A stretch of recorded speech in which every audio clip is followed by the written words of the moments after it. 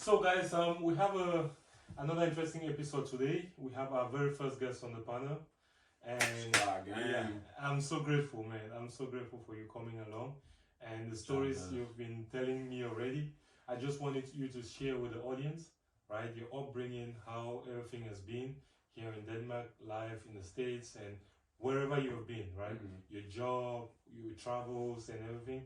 Share with the people so we can as well learn, right? So, you maybe start with your name if you want. I'm weak. All right, folks. I don't even know which camcorder to look at, but like This one, I'm gonna look at you. I'm gonna look at this camera this right here. one. But my name is Wolfgang Stefan Amadeus Mozart Lisborg. It's very common to see a lot of cultural individuals. Yes, we see that everywhere, but we're talking about Denmark here, which is one of the most open Scandinavian countries of cultures, orientations, just in general. So me seeing this, I'm not thinking nothing of it. I'm just like, okay, there's other beings here. Okay, fine. Now, in some instances, there was this kid who he was Middle Eastern. He had glasses. I don't remember his name, but he had like a little nose ring or a hoop earring, and he was so convinced that he's like cool because he has it in his ear, or he tried to do like a nose ring. Yeah. So as impressionable beings like just little kids, everyone wanted to try. Well, not everybody, just me and probably like two other guys. Put it on our nose, put it on our ear, and the pinch was like so sharp that I said, "Nah." I was like, I'm not really with this. So from there, fast forward, maybe some days later, that was like a disagreement with a kid. I remember it wasn't so much I would say about like my race, but I do recall that it was something about something of me. Mm-hmm. But in this point, I didn't necessarily know it was about like my visual appearance. But it wasn't strong as like what we would say today, like he was being discriminative. Nah, I mean, I maybe slightly, but like I mean, I'm like full five. Like it didn't feel that deep. Even though I had like two childhood friends that apparently were there, but I just don't recall them being there. One of them I do, but I said So it may have been the same place, but now I'm like outside.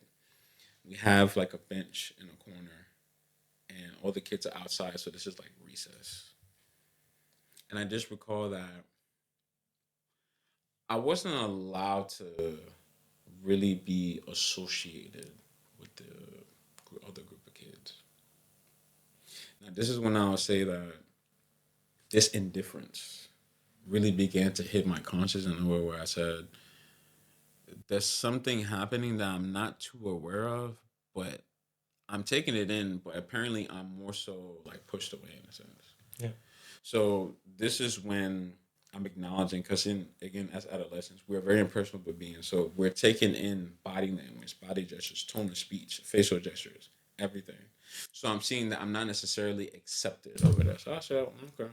So every recess, I'll probably doodle with some dirt or just stay on the bench and just sit until the time of going back inside would be when my mom would pick me up or when someone would pick me up.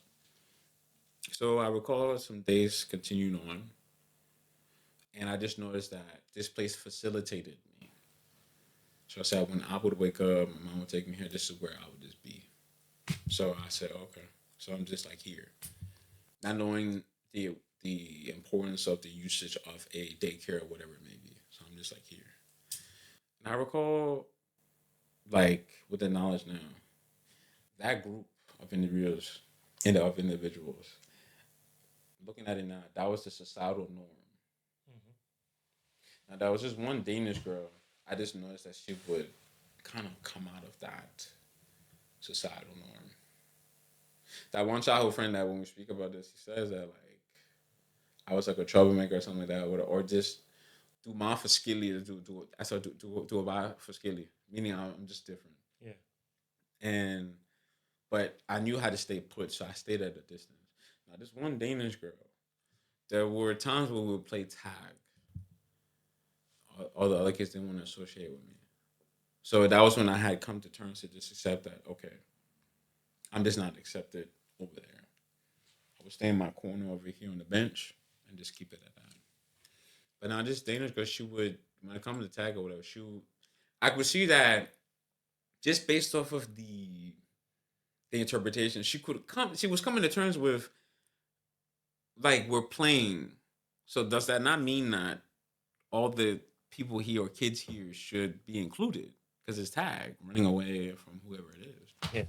So there would just be very few instances that I recall playing tag and it lasting for the time duration of us having to go back in. But I remember like she would make her just a few attempts to include me. But then something would hit where she would go back to the societal norm perspective. Now this is when I would say this is when the development came. So it was time for her birthday. Now here in Denmark, they take birthdays very serious. This celebration stuff. I ain't gonna say too serious, but they take it serious. So having been the indifferent essence present at this place, the daycare or preschool, whatever it may be, I got invited to her birthday. Now to me, I'm shocked because not in a sense of oh my god, but just shocked as in all these amount of days. Now I'm being invited to something that is like celebrated amongst a lot of people because in this period, like, yes, my mom would take me to the States and I'll see some of my cousins or family, but November is still school. My birthday is November 29th. It's still school at that period just before Christmas. So I don't, like, she would do stuff, but it's like, it wasn't like, it was just her and myself. Mm-hmm. So it wasn't like anything that in my brain that I'm really like recollecting. So I got invited to this birthday. I remember the mom was speaking to the parent. I'm looking up like this, and I see the girl holding on to like her parents' legs and stuff. And my mom walks me up to the crib, to the apartment door outside.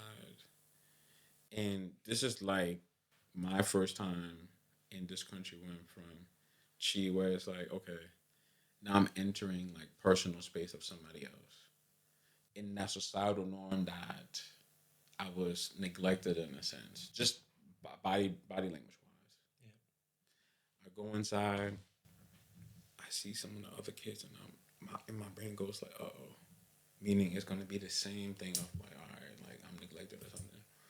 But the girl who invited me, like, she takes me to her room, and like it's just like quiet, it's just peaceful.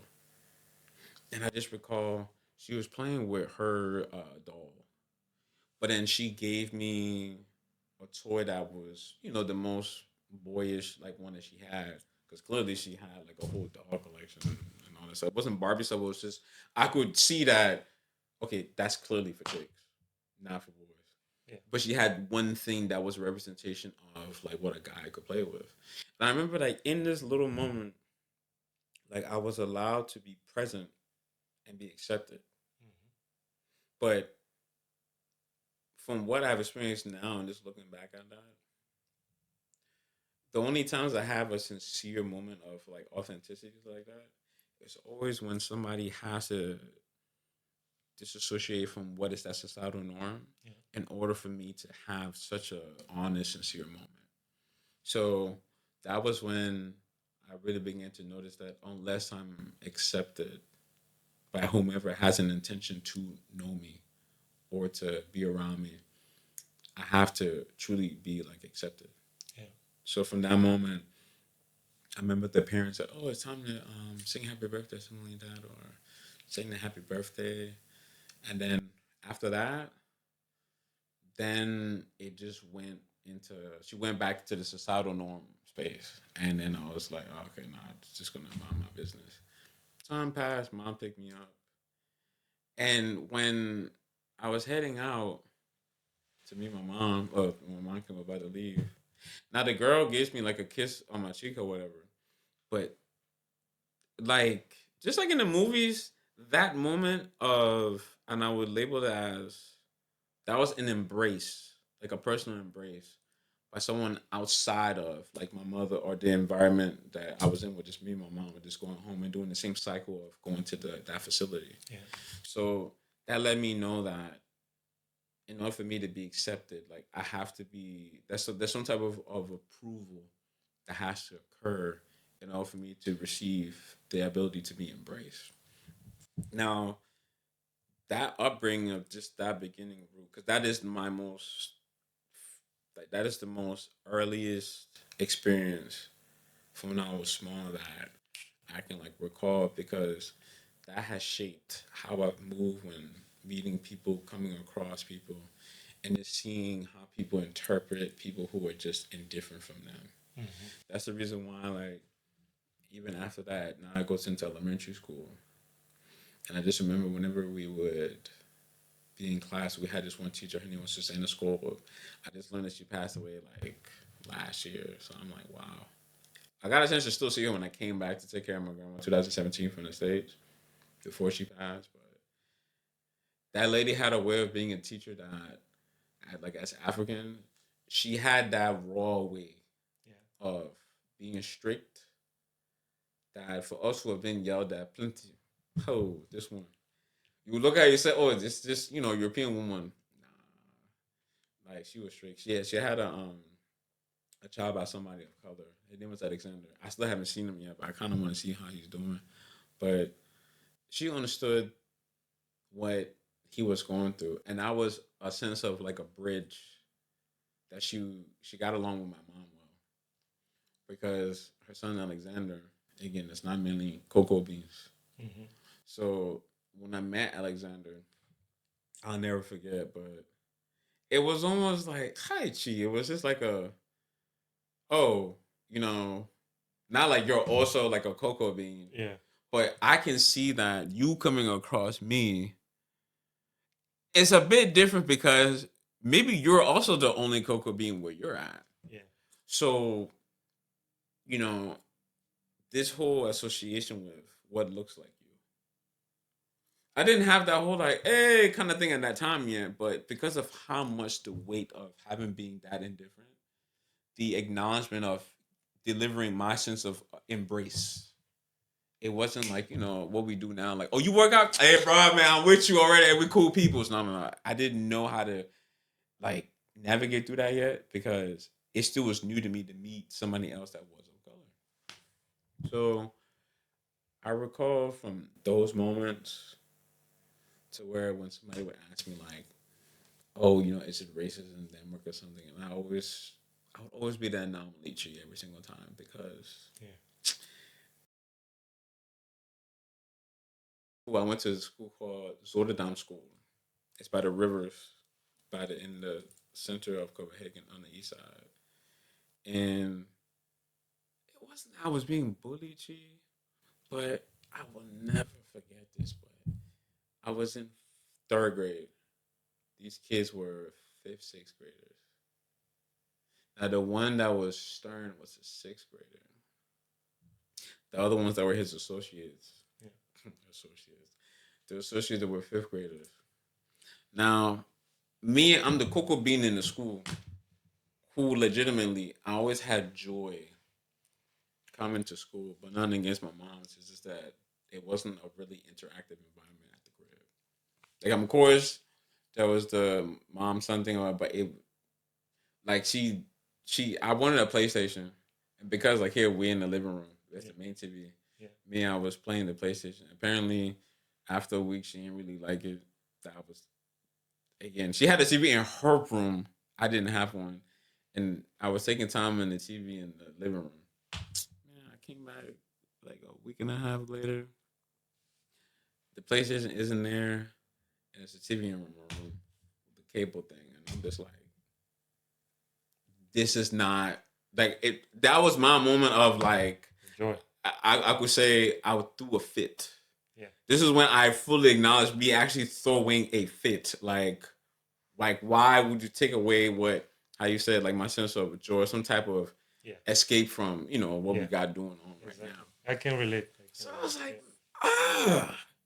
So sometime later, she got me like a Nintendo, but I just was like, this is not Yeah. the The PlayStation. PlayStation. True. And at that time, the fact that I knew that heavy of a distinction that that's not the thing, even looking back at it now, this is how I knew. I just said, me, I'm really aware of what's happening because this is before 9 years old.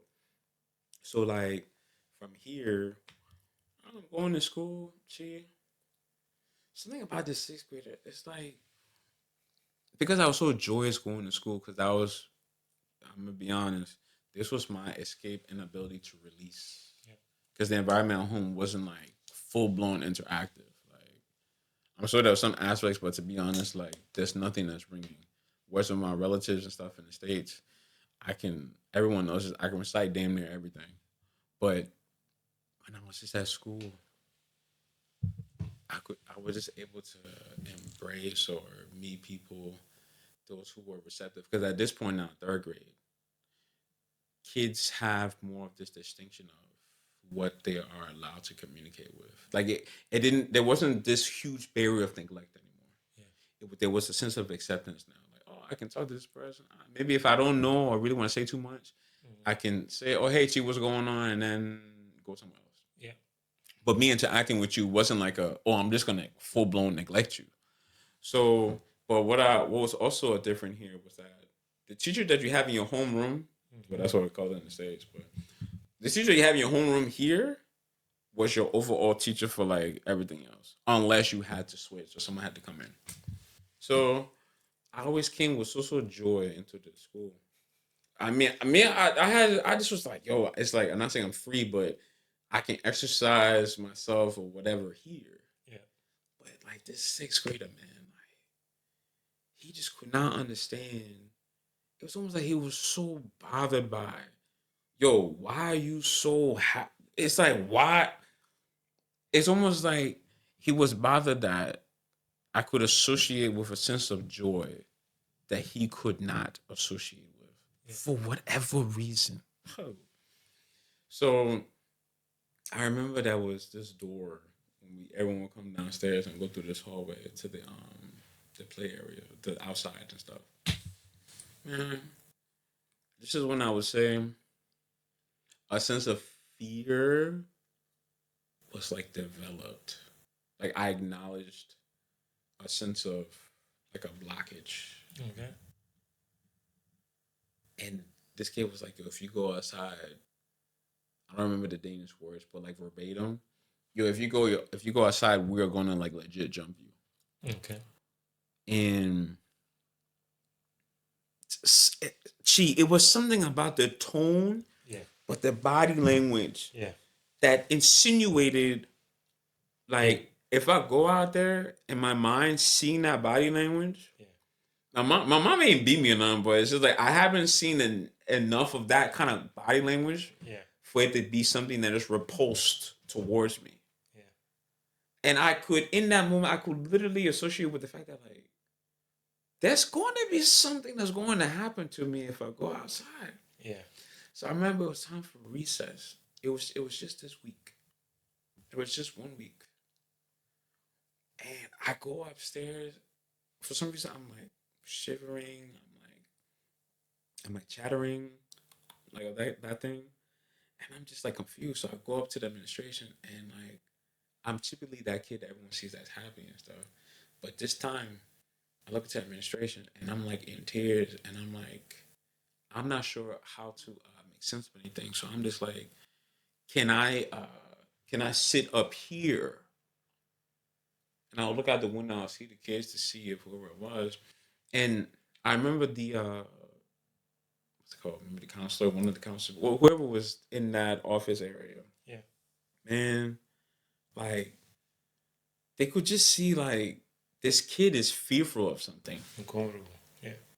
Like they could see that there was generally fear, just completely. Because I was like so tight up like this, almost like shivering. So one of the ladies, she kind of understood or had a feeling of who it was. Mm-hmm. Now, was this a big kid or just? I gotta be honest, but like he was a sizable kid as a sixth grader.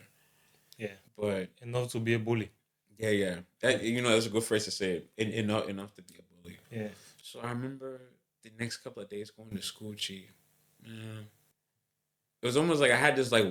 There was almost like this warningness back here as a way of like this instinct, like now you have to be aware. Now I'm not like this anymore. Now I'm like this, shoulders are crushed up, almost like a defense mechanism now. Yeah. So now I'm not as cheerful and stuff. So I recall my childhood friend, he had stated that there was somebody that completely discriminated towards me or whatever. And he had called his older brother, and the older brother came and had pretty much stood up for me. But then that was also like the beginning of me seeing, aside from embrace, now this is a form of like friendship, but also the aspect of protection. Yeah. So this is outside of the parents, but because again, whenever I would come to my mom or something, I got to be blunt. But it's like she never had like a resolution to a solution to Problems. the problems, man. And like it was hard for me to make sense of just making sense of how to solve things because these type of things you would just look at it as like even looking at it with the knowledge now of things, it's like, oh, it will come to pass. How African people are just, oh, it will come to pass. Look, it will pass. And I'm like, well, it's now. Yeah. I need something, or you need give me Yeah. scripture, give me that. I need something. You need a solution right now. Right. Yeah. But it was like nothing. So in that week, that friend that helped out when I told the administration, one of those people, I remember like that kid would walk by me in the hallways or whatever. Now he got the warning. I could see that there was a almost like a hindrance to whatever he would be doing. Almost like he was halted. Yeah. From being how he was before. Now, in terms of retaliation, and like this aspect is it's like I mean it's a bit bothersome, but in this case, I remember as we would say now, I got tried. But the thing that bothered me was that this bully, and even until today, this is something that I heavily really reflect on. But this guy seriously, after he saw my reaction, this retaliation, and then being physical towards like one of the associates or something like that or whatever, to where like they had to pull me off the guy or whatever because I was like just being relentless. But it's just that when he saw that, this is when the following days, now his whole body language has just completely changed because of what I showed an association of what you associate more with, a sense of anger or physicality or something like that. Even looking at it now with all the knowledge of psychology and everything. Yeah. So you were projecting what may have been going on at home, Yeah. or how you have been received. Mm-hmm. So in order for you to, let's say, acknowledge somebody that you may deem as cool, maybe you wouldn't mind being around, they have to demonstrate that same type of habit or characteristic. It's similar to what we always say, birds of the same feather flock together, right? Yeah. He needs to see that you're a similar person to him for him to like relate. That's maybe his point of relation for him to understand you better. Completely, man. And like even until like today, those said moments have molded just how I interact and how I interpret people because like whenever somebody becomes defensive or they want to kind of in a sense like project, when you say something that hits home, that is a trigger of something that needs a sense of self-realization or acknowledgement or accountability, they go into that state. Body language changes, like they're on high alert, and it's very instantaneous when it happens. And but after he saw that out of me, now he goes like, "Oh hey, Wolfgang," da, da, da. And I'm just was like, I could not understand from that little moment of embrace, and now that we're in elementary school, people can't communicate or can't associate with one another, and then this form of like some form of embrace. This felt too like enforced. And that made me uneasy. But then this is a variation of when I said there's a sense of uneasiness here.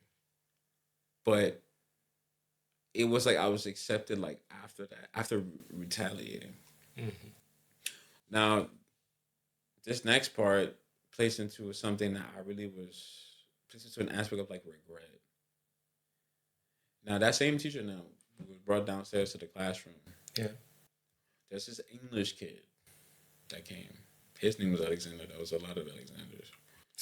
But this English kid came, and my teacher, she was like, "Oh, Wolfgang stuck at English. Like, Wolfgang speaks English." She, like, in this moment, and it pops up from time to time when I choose to disassociate for some people. This is something that I'm not even like really proud of, but I remember the way I projected from what that bully did and from that preschool or kindergarten daycare stuff. I spoke to the kid for maybe like the first 2 weeks.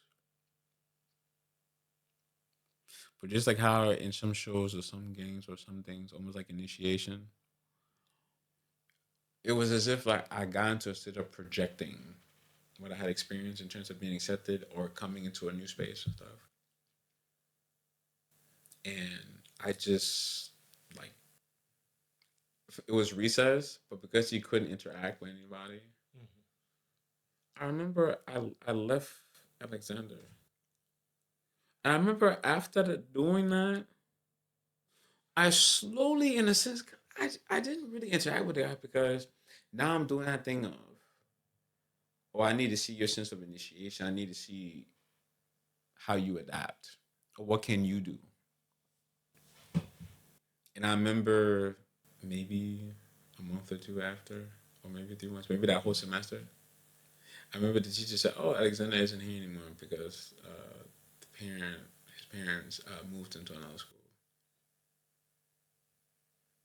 And I do recall an aspect of like, is it because like he wasn't like fully received? But then that made me think back at like probably like my first sense of like real guilt. It was just like, could I have been an influence Yeah. that I could have allowed him to say because he didn't? He could have had someone to resonate with for the time being while there. Because I could only speak an aspect of English because like my mom would speak like Liberian broken English in the crib, Yeah. and I'm predominantly speaking like Danish. I'm more fluent in that at that time. English, I would stutter like so bad. Oh, so I had a really bad stuttering problem when trying to speak English. Yeah. There was this time I was just trying to say mom, and I don't know why. In Danish is more. Yeah. And I've said mom sometimes regularly, but I'll say it in Danish. I was trying to say mom, man. And this, ay, it was bad. The woman shouted, and she just was like, "Yo, like if you don't like, just say the word. Shut up and just say the word." And I'll never forget, but like that moment really had me like, dang, like it wasn't I can't say none to her, but it was just like a, yo, like I really can't communicate with like my caretaker. Like, of course, I could in speaking Danish or gestures or anything else, but she was not prominent in Danish at all. Like, even like how I am now when I came back, I do not use Danish much at all. Just because I'm glad that I came at a time where, oh, the kids and people are able to interpret English more. Yeah. Because I hadn't, because again, I came back here in 2017. Because that's when my mom dropped me in 2002. I ain't been back for them 15 years. Yeah. So you're talking about when you came back from the States, right? So it's like, yeah, because my mom, she wasn't necessarily really responsible Yeah. like that for real. Okay. So 2002, she had, I'll never forget this. She came to the classroom and said, "Oh, Wolfie, come real quick." Standing in the hallway, and she tells me like, "Oh, go pack the bags, so we gotta go to the States."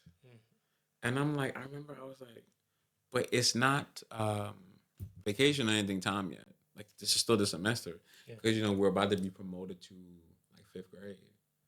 So I wanted to, because again, there was something about moving on to the next grade that really felt like an accomplishment Yeah. because this is my space of having not peace, but I can be like myself. Going to the classroom, to everybody, everyone's like, "Oh man, you always get to travel to America, da da da, da do the cool things." But see, something about this didn't necessarily sit well because it just felt very abrupt. I didn't really understand. Now, when it came back to the spot, just like context for y'all to really understand, but this whole aspect of not being like responsible, like we had a spot that we was at, but because of her not being responsible, we ended up going somewhere else to somebody else's place. Actually, I do have to really say that because that actually is what really breaks down why I'm the way that I am. So in this time span of my mom not being responsible and taking care of that apartment that we was at, not as a dish effort, but in a sense, yes, we ended up going to this Nigerian guy place, and we was there for some time. I remember finishing that other aspect of that semester because we were there for a little bit, not long, long, but it was there for a little bit. Now, I ain't never see like physical abuse before. No, this is stuff you see in movies, Yeah. like and all that. But like my mom's birthday is August 12th, and this guy's birthday is 3 days after. So August 15th is always the day that when it does come up, it actually doesn't. It doesn't bother me mentally, but it's just the reoccurrence of when I would say, "Gee, this is when I saw what authority of character can really do." So my mom, she's fair skinned, Yeah. not light skinned, but she's fair skinned. So this guy that was there by, I hate to even really admit that she was really like with this guy, but it was so much provoking by her and so much anger and stuff. Always getting some reaction out of this guy. It was like really bad. But I mean, I could understand and recall a lot of this stuff. But on his birthday, he had his friend there who had a shorty there, and it wasn't really that many people. And then there was another girl there, and I was in the room with door closed watching TV, and again, I remember my mom did like an outcry. Now, as kids, this is the one that you feel here, Yeah. and it was just one of those. It was like an alert. So I go out in the hallway, sort of like where your bedroom door is right there. Yeah. I came out of the room from here, and I see her on the floor sitting down, and I see her shins, Oh my God. and like it's like purple, green, red. It's just like so now.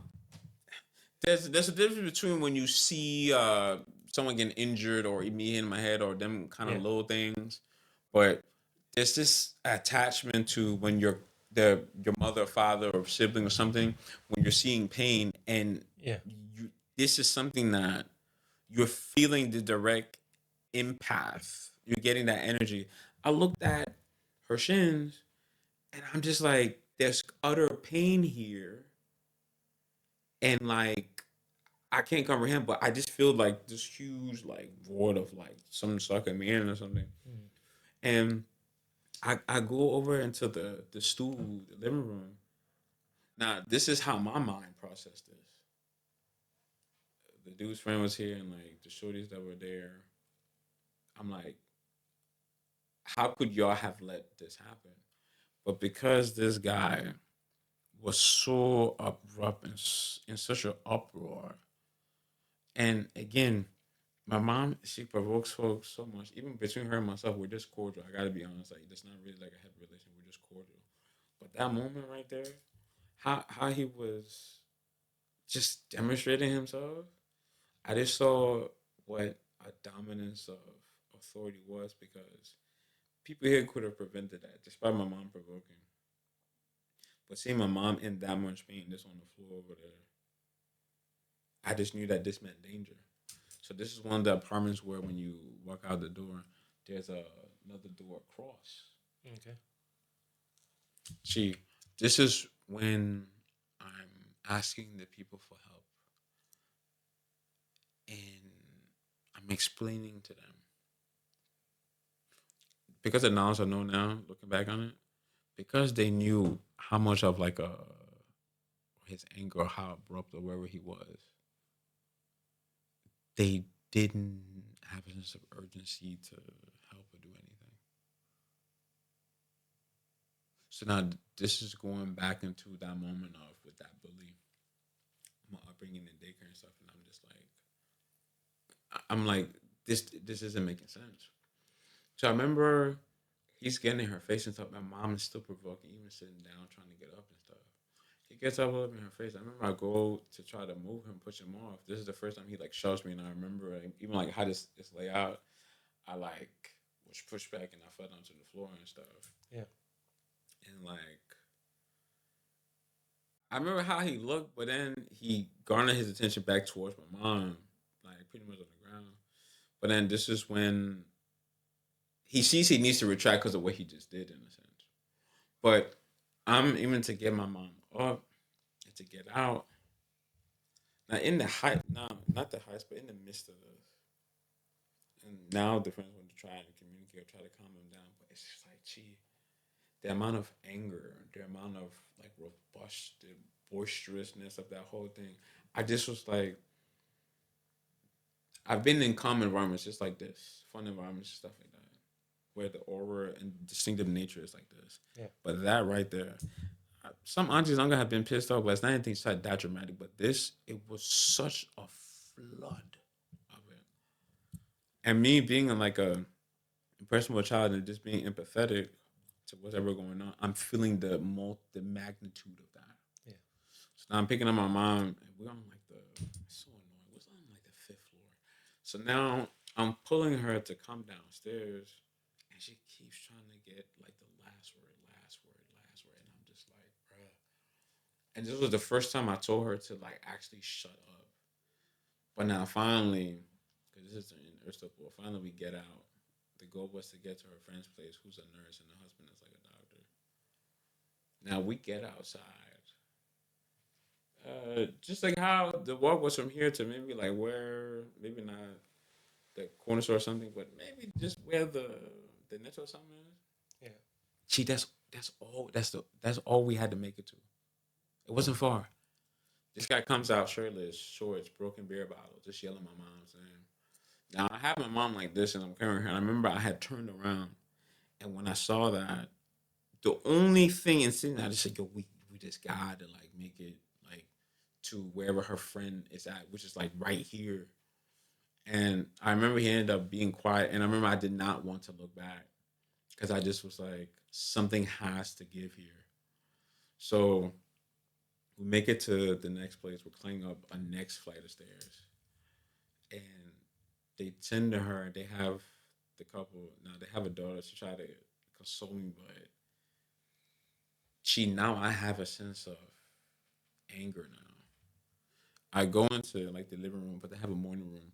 I remember like I sat in the morning room. It's like just like how the doors open to the hallway right there. I was sitting over here. It was like a bit dark, and I was looking at them just like how the lights in here. I was just looking like from over there, and I remember I had like a lot of anger, but with the context of what I know now, it was just an anger of disappointment because I just was like, excuse me, why did that experience occur? Not why did it have to happen, but why did this have to like occur? Because like in the States, everyone has the business of whatever they're doing, whatever they got going on with whoever they're with or who they know, whatever. But this none of her siblings, something like this was just dramatic. So from that was when like the moments of disappointment in people began to start. Now I go back to when she said, "Oh, we got to go over to the States." We go back to the apartment where we were originally at.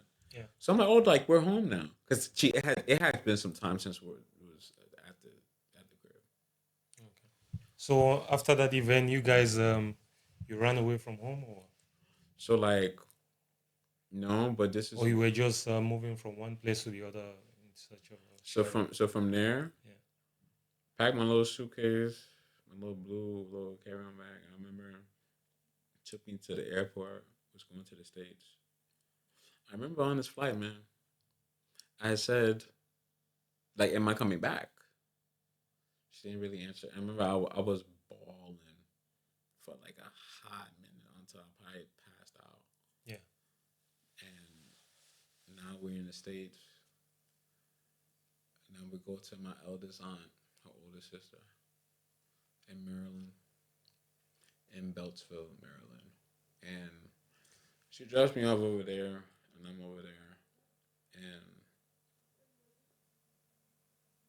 yeah, she like left. I mean, not saying she didn't come back, but it's like she just like left, and I had to accept that like I'm here. So she gets a tutor. How old were you?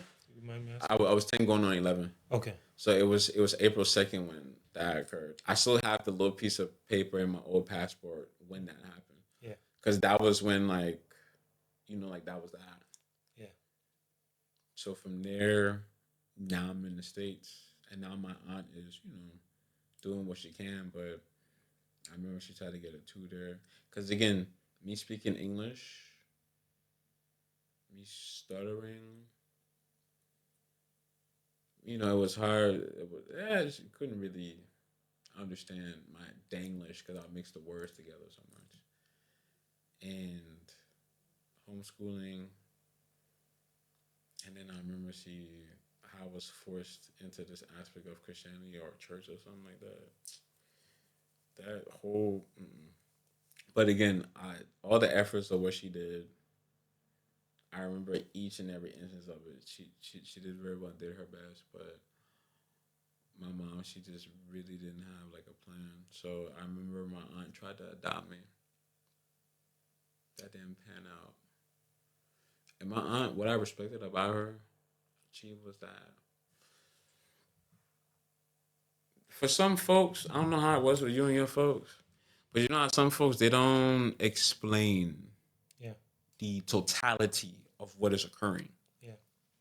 So Probably because you were a kid, right? Or what do you think was the reason?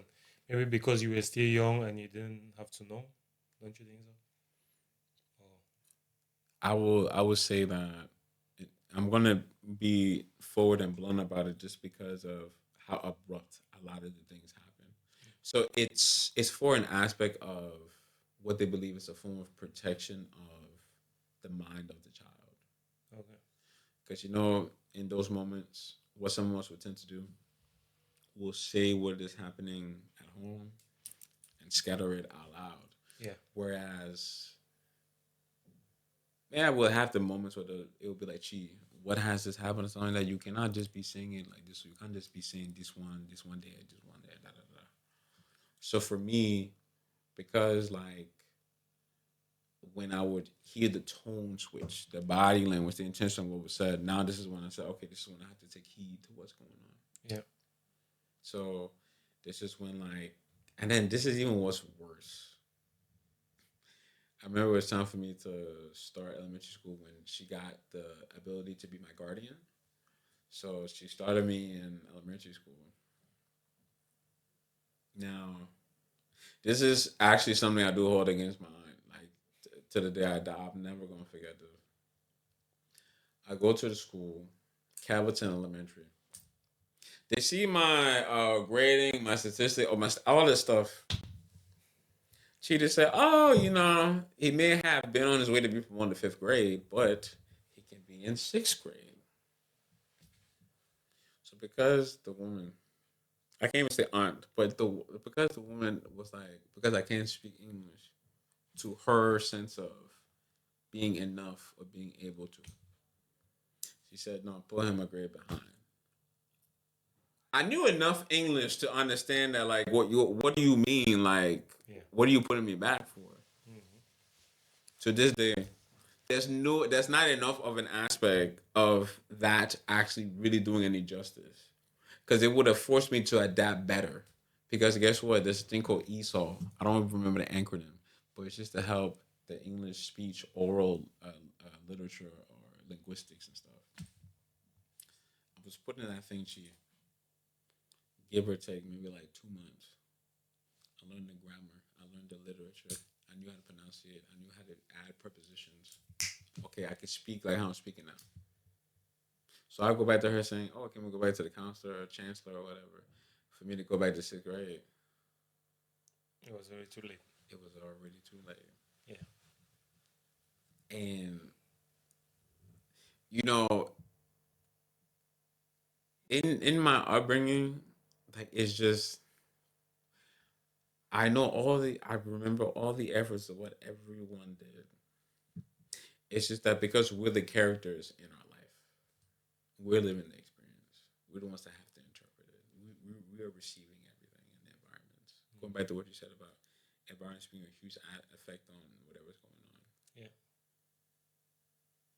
Like just that alone, like that really put me in that place of now is doubt. Some people having doubt in my capabilities, and that's actually a root of my capabilities of what still steers intention of what I do. Because from then on, and I think it was downhill, but it's just a lot of that built up. Because now this is the worst thing that a parent taking up their sibling's child could ever do. Yeah. Okay, elementary school has started. Okay, those little 3 months. Okay, yes, we're in a townhouse. Oh, this is huge. Now there's more space. That's not what the point I'm getting to. So because of the nature in Europe, or you have a friend or something like that, or whatever, my mom was not the one to let me have friends over. She could say, "Oh yeah, it's like that one friend felt like that was just that one. Yeah. Maybe visit him just that one time, but they weren't allowed to like stay. So like that's not no, I didn't have that. Even going to some, I could at some cases, but she did the African thing. Unless I trust this one, though, so okay, you can go there. Yeah. But like I was always sheltered off. Always like minding, we got to mind our own business. So I she and again, I don't blame her for how and what she did to me, how she viewed me after that. I still believe that's still in the air as of now, after all these years. So I get off the bus, the cheese bus, the yellow bus. Yeah. I get off. I'm in a neighborhood. I have a key, to the place. Now, now that, as some people would say, was it a culture shock? What I'm about to say is what initiated what is the culture shock to me. Okay. So, being born in an environment where we're not, the majority. Yeah. Okay. Now, coming into a place where, depending on your environment, we can't be the majority, or we can be a great deal in that area. I get off the bus. I'm gonna say guy, because yeah, he was probably maybe like 2 or 3 years older than me, but I didn't know how old he was. There's this guy. So he's like, "Oh hey, where do you stay or something like that, or whatever." Me, I'm like, "Oh, like over there, like over there." The semester really like just started. Gee, I'm so serious. Like that whole East. So maybe within that same week, the same guy, when I get off the bus, he's like roaming around that intersection. Yeah. He's watching you. You think so? When Come you on. recall back? Yeah. So like how the intersection is like over here to the left. Yeah. The townhouse is like right. It's like right here. It's not far. So I'm just like, oh, it's like right there. So then he goes like, oh, like can I come over? And I'm just like, in my mind, I'm like, oh, I got the keys to a place. I just got started school. And, in Denmark, this is the, like, it's like a thing. Like, it's like, yeah, like, Yeah. not saying why do you got to ask, but like, duh, like, fellowship or something. Now, I open the door, show him. So he sees the crib. He's like, yo, like, Yeah. damn, like, yo, this is big. Like, the rug lining, dining room table, hardwood, the furniture with the plastic over it. He's like, yo, this is wow. Oh man.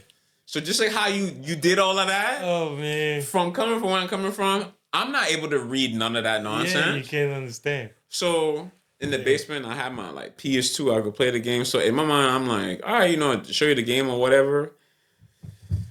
Now I'm not noticing, Chi, that this kid is actually observing. Yeah, he could Like, be a robot, right? Like, Yeah. what openings of where can he insert an opportunity to like get in? So just like how we came upstairs and in the balcony, you had like a wooden like gate. When I showed him the basement where the big screen TV was and I had my PS2 and stuff, there was a screen door right here that led into that wooden door.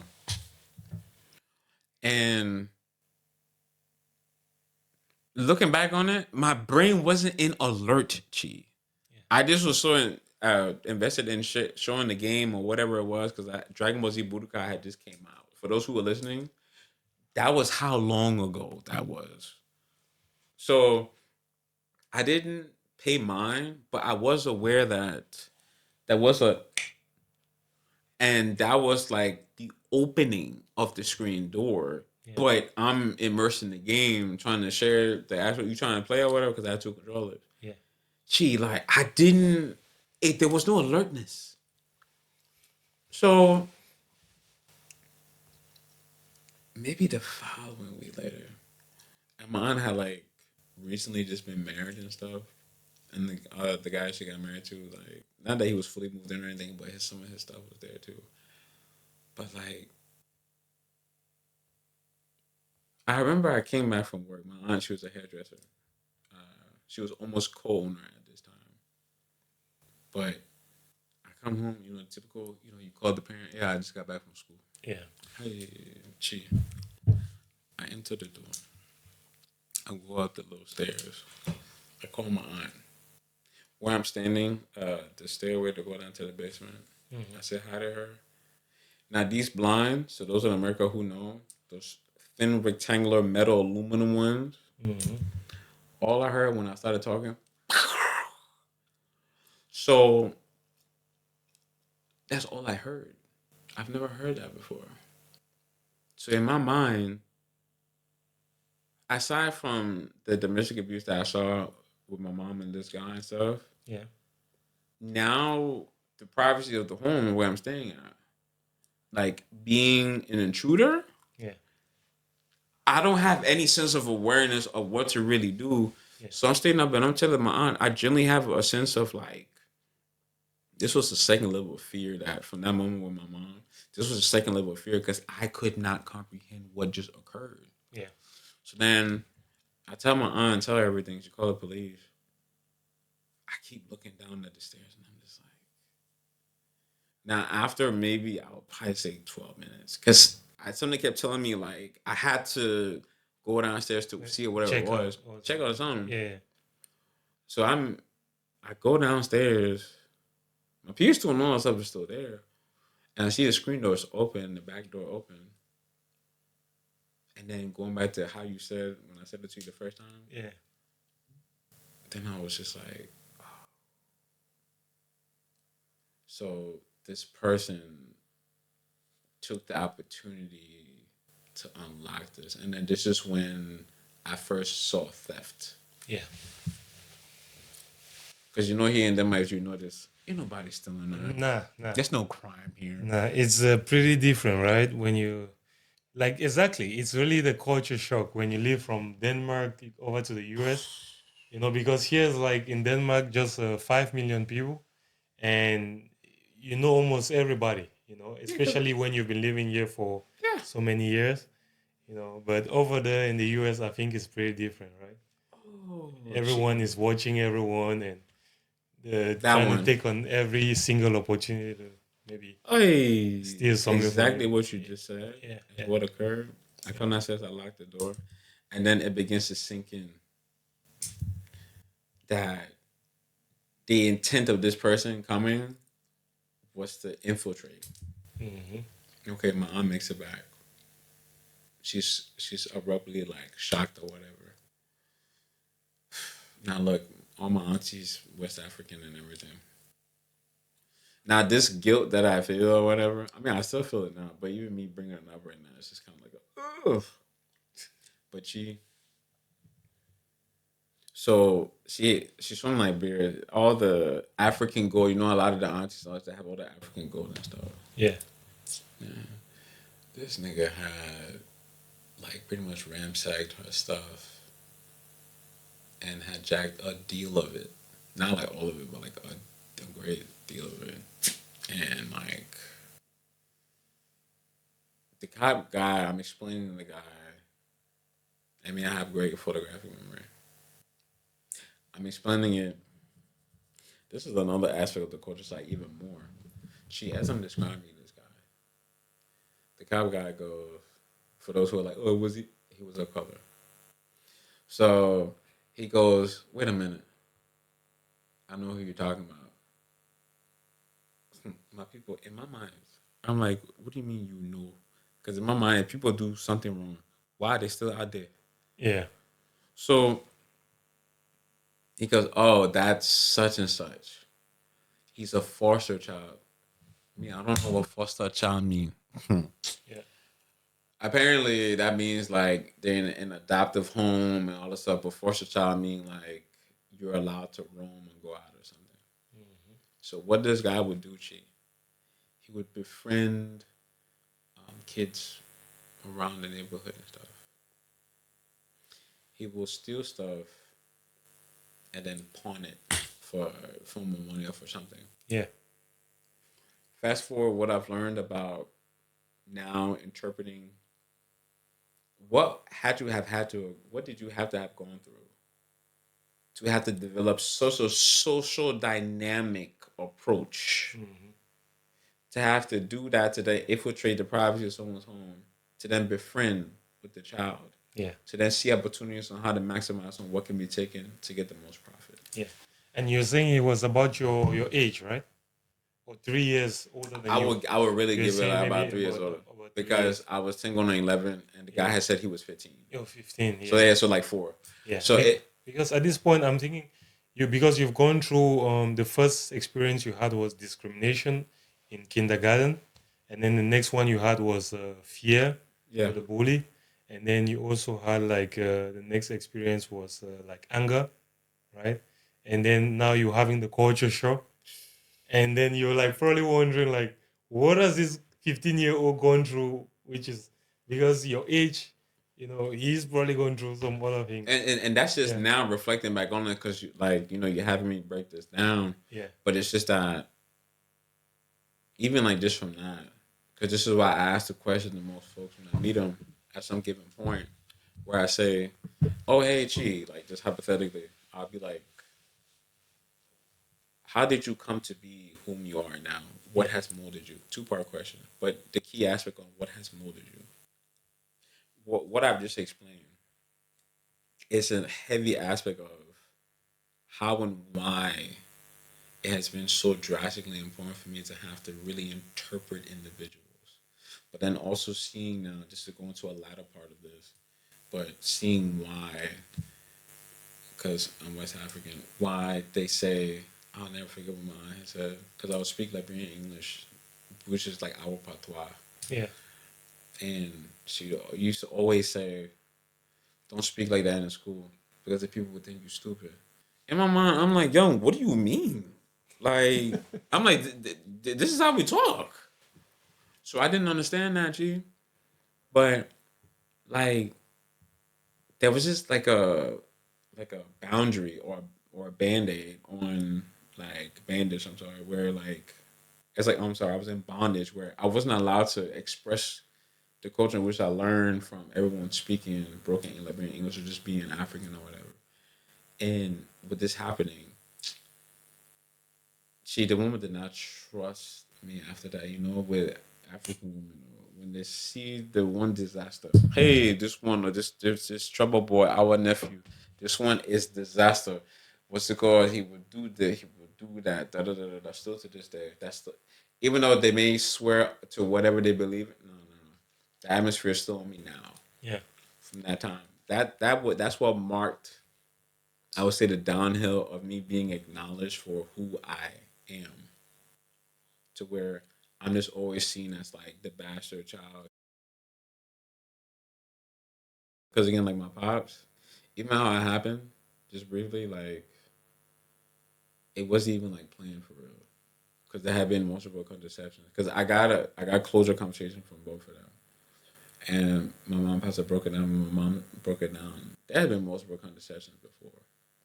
But then when she had conceived, learned that she had conceived, told the guy, this is where there was a this boggle in '91 at the beginning of the year, pretty much like February, and they had.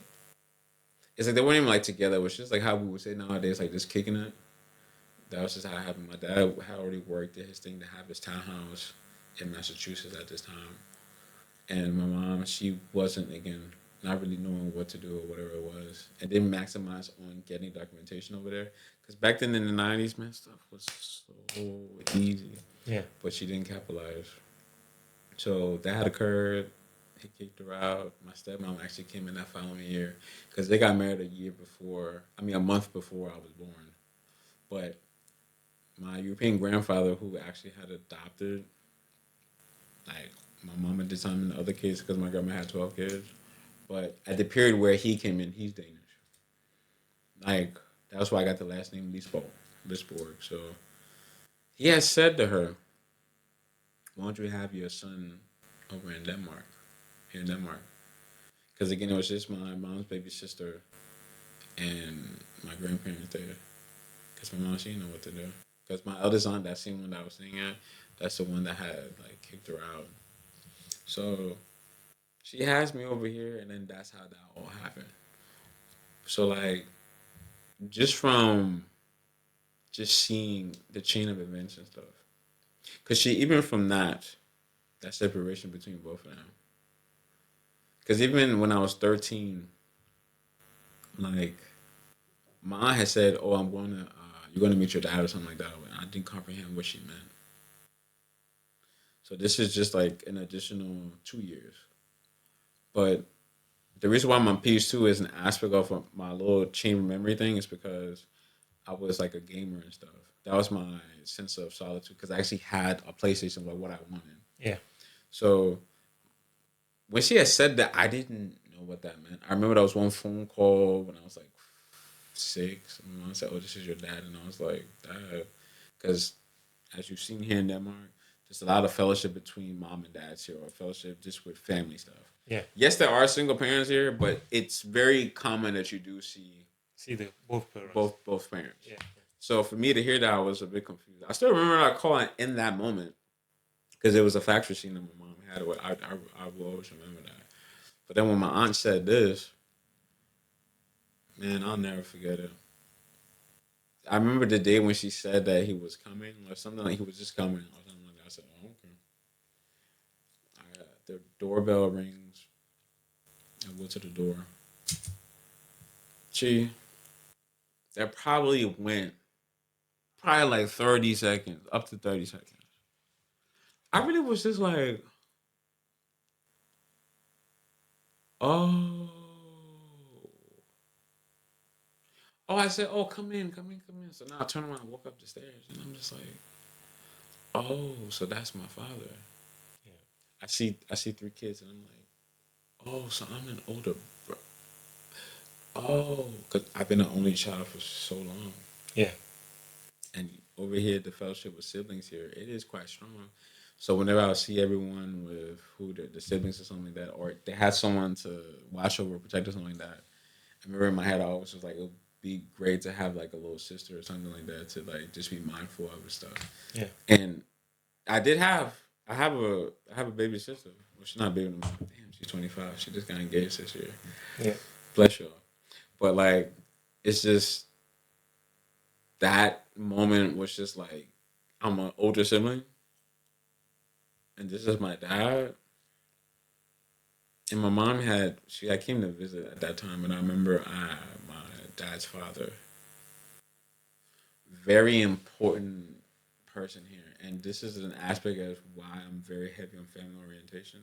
Even though as of where I'm at right now, I would say I'm on my way to choosing to be detached, just because of the multitude of what's happened. It'll probably be several times when I come along and elaborate on that. Yeah. But We should definitely do a part 2. yeah, And then you can elaborate further on it. yeah, because Yeah. it's just that this key point to where when I'm a teenager, Yeah. it's just that this is just a solidification of why I have been such a not overly conscientious, but a very observant individual of people's body language and gestures and how they receive me as a whole, and how I had to learn how to decipher between how I'm being received and approved and accepted. Yeah. Because given how we were brought up here, yes, my moment of that aspect of discrimination, but when elementary school, or what is deemed as elementary school, because here is like from 1 to 9, Yeah. but that aspect of elementary school, when that barrier wasn't there anymore, like people would just say howdy, oh hey chi, say a little something, and then go to that group or something like that. Yeah. I Just think just before you proceed, I think that's like what you're trying to describe is like a higher level of discrimination. You know, people discriminate, but they don't do it openly like the way kids do. Because I think kids, they're usually like very direct. They don't usually have any filter. So if they don't like you, they'll just like make it known. Like they will not play with you because they usually play all day, right? But I think as we grow older, rather than discriminating directly, and someone knows, okay, you're discriminating or you're doing something that's not fair, the person kind of finds a way to be smart about it. So some people, I'm just like saying, which is something that I've been thinking about too as well. Some people are smart about it, and they just like say, hey, how are you, and and then they go about their business, and, without telling you, I don't like you, or I don't want to be with you, or I don't want to associate with you. and you see Yeah. with that aspect right, that that's what brought a huge aspect of how I like to say just coming to terms with things. This is why when I met the kids over in the States, when it came down into just pinpointing some things, that moment of what happened with that foster kid, that was what had me now on alert with all the body language and gestures like this. Yeah.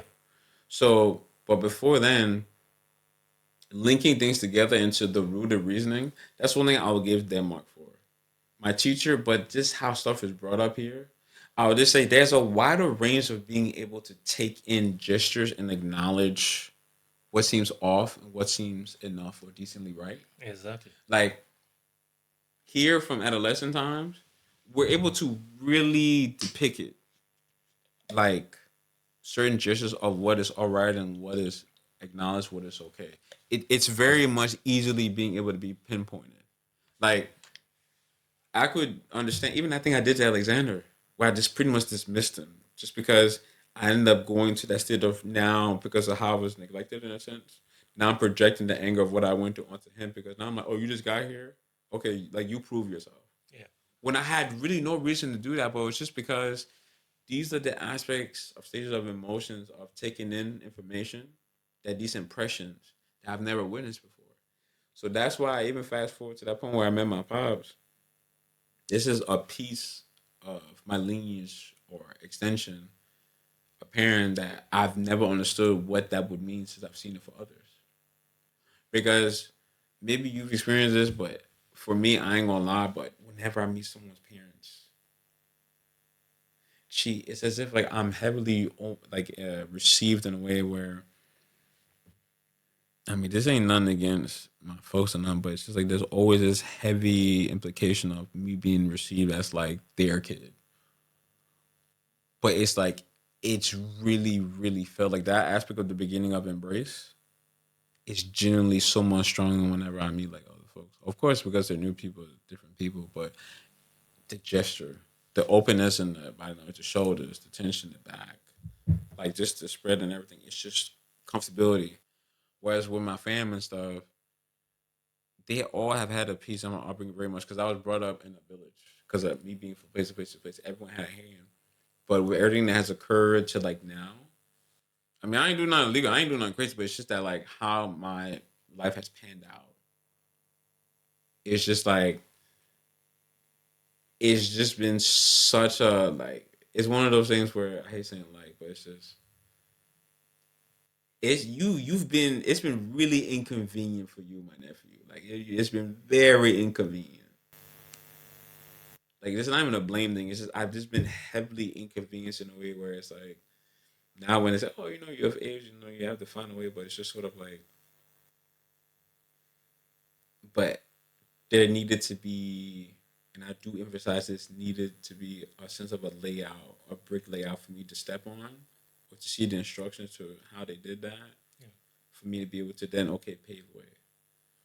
But because I just was dumped, and bricks may have been all the way over here, the sticks may have been all the way over there, the table may have been back over there.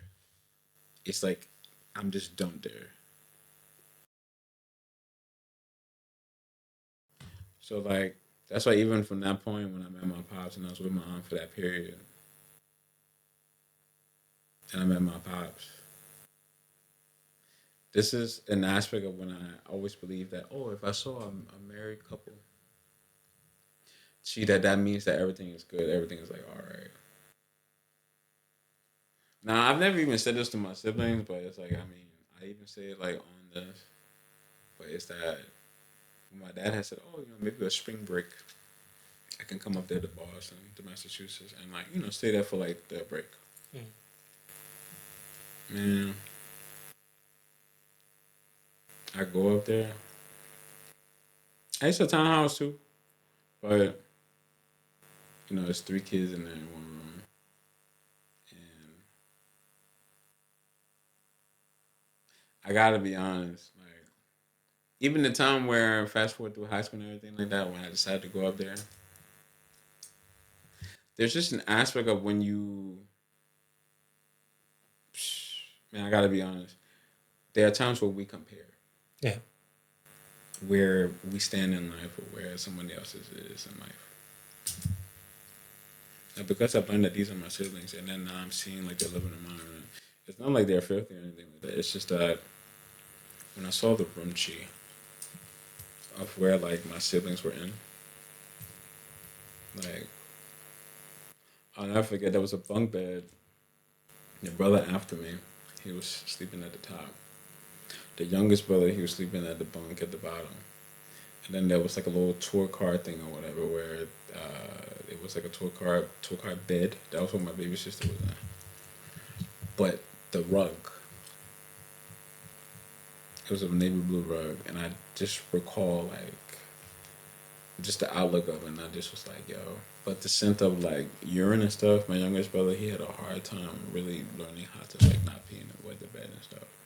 But I just was like, yo, this is actually a bit difficult for me to comprehend because when you see a certain layout of life or lifestyle of some parents or some kids or just some environments that we grow up in, when you then see one that then challenges, like, how are y'all making out yourselves in this? Because again, it's just that the scent of the urine was just so strong, Yeah. and it was just the hygiene aspect. The brother after me, I could tell that he was the one that, not saying he was the most sane, but it's just that he was like most aware. But just looking at how much he had to pull through this on a daily basis, Yeah. that was what my mind went into. Yeah. My little sister, she just being a little sister, and I remember she had like it was like a bad armpit smell thing where like there's this term that I would say where, oh, so you're burning through your clothes, meaning like that's how strong like the odor was. And then my younger brother, like he just would be wet in the bed and stuff. But They were sleeping on the same bed together. no, like it was a bunk bed. Like my one after me, he would be at like the top, Yeah. and the younger brother he would be at the bottom. And then my baby sis was in like this tour car thing where there was like a bed in there. But Oh, it okay. just was that just was like a lot for me to process because in my brain, and when I went for that spring break, I was like 14. I just was like, I thought that when you're married, that everything makes sense. Everything's supposed to not have to be, like that. Yeah. So then that challenged my whole perspective of what companionship even is. Because my mother, she never got with nobody. That whole debacle of that, like she never, even though she's not married, she didn't get with nobody or whatever. So like, in a sense, even now where I'm at, I actually even challenge if I even have enough of an essence to really desire companionship to that degree anymore, which will be in the other parts when I come back here and stuff. But it's just that like, gee, like that really hit my mind in a way where I said, I know that these are my siblings, and I did feel like an extension of a tie to them. Where I said, if I really am a sibling, I should at some given point make effort to ask my aunt, or now that I can sometimes ask speak to my pops, to make the connection for me to connect with them. Yeah. So now it was like middle school. My aunt, she was married from that time or whatever. So we moved into Bowie, Maryland. This is when I have to actually say this part before even concluding here, but it's just like this is the part where I would say this is where influence kicked in at. This is the part that I'm not even necessarily like proud of because this is something I did towards like my aunt. But now I'm in middle school, moved to Bowie, Maryland. Yeah. Now we're in like the big house, kind of like I would say even what people have over in Africa, Nigeria, and stuff like that. When people just have that big cribs and stuff. Yeah. It's a place called Fairwood in Bowie. So I go to this middle school. There was one middle school I went before, but when we had to talk about relationships, I'll bring that one up because that was one that played a part in that. But this right here, it's just a middle school called Thomas Johnson Middle School. Culture shock is not even a factor anymore. Now it's just how the attitude of now I'm seeing the whole American Yeah. and you African. Yeah. And it's so bad to the point where all the social names are saying African booty scratcher and like other names. And because they couldn't fathom someone of color being from Europe, it was just like I just was weird. I was the oddball. But it stayed like that even now at my age. I'm just the oddball. Because your name is Wolfgang. That's not, as they say over there, English. that's not black. Yeah. Black or English. Or and then it's like, you say you're from Europe? Like there's black people in Europe? That's still a thing that some people be saying over there till today. Yeah. They will still say that. And then 3. It's so ignorant. It's, when it comes to me, when I'm breaking this stuff down, it's just high. Then 3 is like, I'm African. Mm-hmm. I'm West African. Like how does that even make sense? And then lastly 4, it's me when I'm around particular people, I can pick up the gestures of how people speak. Like how do people even hear me right now? I sound like what someone would say the typical American. But in each region, there's particular slang, there's certain ways of speech and tone. I did not match any of those. Yeah. So they can tell that you're not even from here to begin with. So like, what are you? So now, in terms of discrimination now, I say, even my own people that look like me, the wahala is even higher now. Because now I say, so this aspect of, this is when it really sunk in that middle school, that I have to acknowledge how people are brought up now to a huge degree. Because after meeting my father, my 3 siblings, but now I saw the living environment.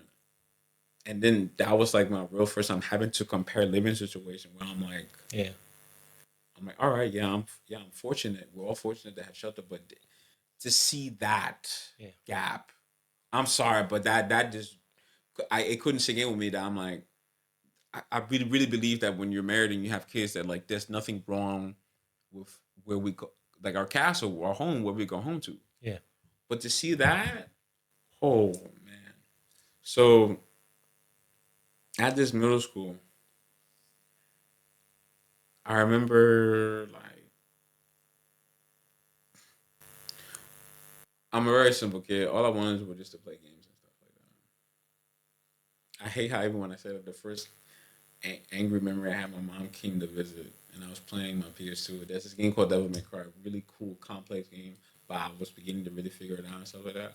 And I remember like she had nothing better to do. And she just came and she broke the game disc, and I just was like, it just was like I could not understand like why would you not? I could say maybe because you did it because it said devil, but it's just like you have no comprehension of the aspect that like you don't just do that. Yeah. So like I mean it just was like so much. But even after she left, I remember I'll never forget this Nigerian guy. Tayo Fegboy. So I remember now we introduced the grades. Okay, I was on honor roll, like seventh grade and stuff like that. But this seventh grade is where the effect of influence. This is when I'll say that accountability of my behaviors. This is when the stuff sunk in. But this is when it's really heavy, G, because Tayo did not do good in school for nothing. But I'm a gamer. He had a PSP. This when the PSP first came out. Yeah. I'm like, you Tayo, how do you have this PSP? You get so D's and E's up in school. Your report card is pathetic. How do you have this? Yeah. Tayo did have Marshall Gambino and stuff like that. It wasn't anything crazy, but like I could tell your papa was beating you. Hey, but then you have this PSP. So I asked him. I said, "Hey, yo, Tayo, how do you have that?" He looked at me and he was like, "Man, I can't really tell you. If I told you, you wouldn't even believe me." Some days pass. I'm actually beginning to become. I would say I'll be real. This is when this aspect of jealousy really like kicked in. I'm sorry, enviness Yeah. kicked in at. That's the next emotion you started discovering. Because this is how I learned and this is how I recite like my whole life. Because for when I said that initial question, do y'all remember when y'all woke up? Yeah. When y'all became conscious? Because if you really break it down and really interpret everything that's going on, yes, we're in a vessel, but this is a life experience of feeling. Everything that we do, everything that we react to or respond to, is from an aspect of feel. Yeah. Not just emotion, it's an aspect of what is felt. Yeah. Everything is kinetically connected. So everything is being based off of reaction of what is felt. Like I came in here, there was security. I came in here, I met you. Da da da. First time meeting, it's like there is no boundary of this is that. It's just it's someone that is willing to receive and accept me and approve of me Yeah. to be allowed to have a conversation, communicate, to sharpen each other iron and to bond, to understand that like this is how growth occurs. Of course. It's being able to share experiences of what we all have experienced, but at the same time, teach each other about different perspectives. True. Yes, that can be done in sports, all these other things, but this type of like intentional conversation, Yeah. regardless of me just speaking about maybe just like a third of my life, but it's just that, even though you may not have said or asked anything, but it's just that these are things that you were probably able to resonate with in maybe a lot of points or a Yeah. few points, Yeah. but there's an understanding here that's being made. True. I'm not enforcing anything. This is something that's being allowed. And this is one of my key aspects, key words that I use every day is any form of dialogue or conversation that you have with someone. It's an allowance of someone allowing you to speak and them allowing themselves to receive you as an individual. True. Because I've already distinguished and discerned between authenticity, genuine nature, and just honesty. Yeah. Just like you reached out to me for whatever's being done and you said podcast and dialogue, I'm a conversationalist. This is stuff that I do. I did radio and stuff in the States last year. And it's just like, this is something that even as men, just even this is still just a new thing. Like, just being able to even record this stuff, this is still a new thing Yeah.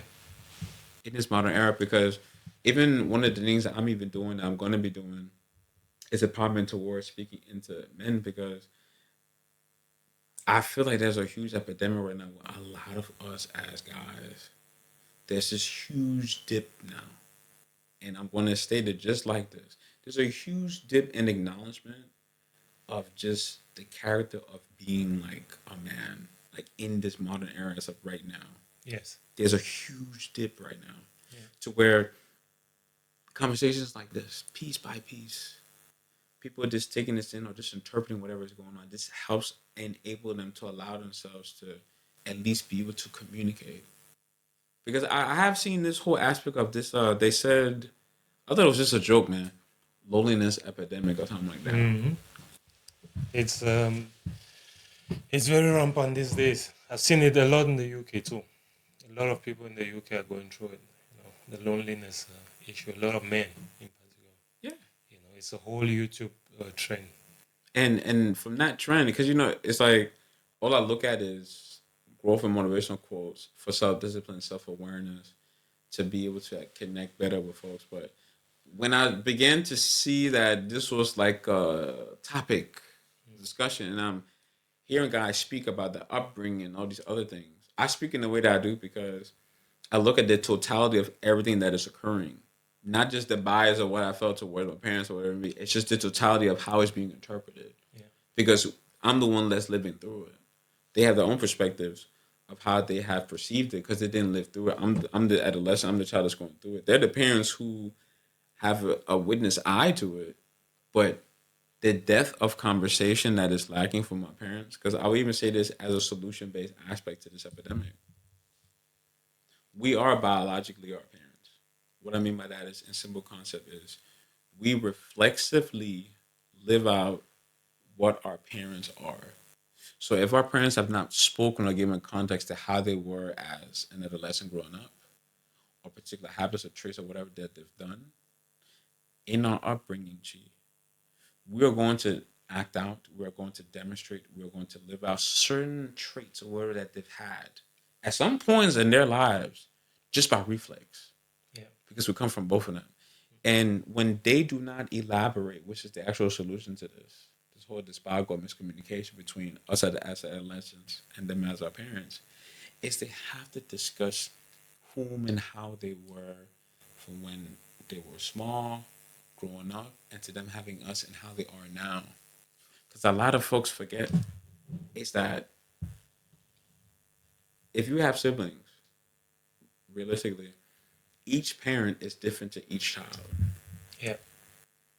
My mom, I'm her Of only course. me. My mom, I'm her only child.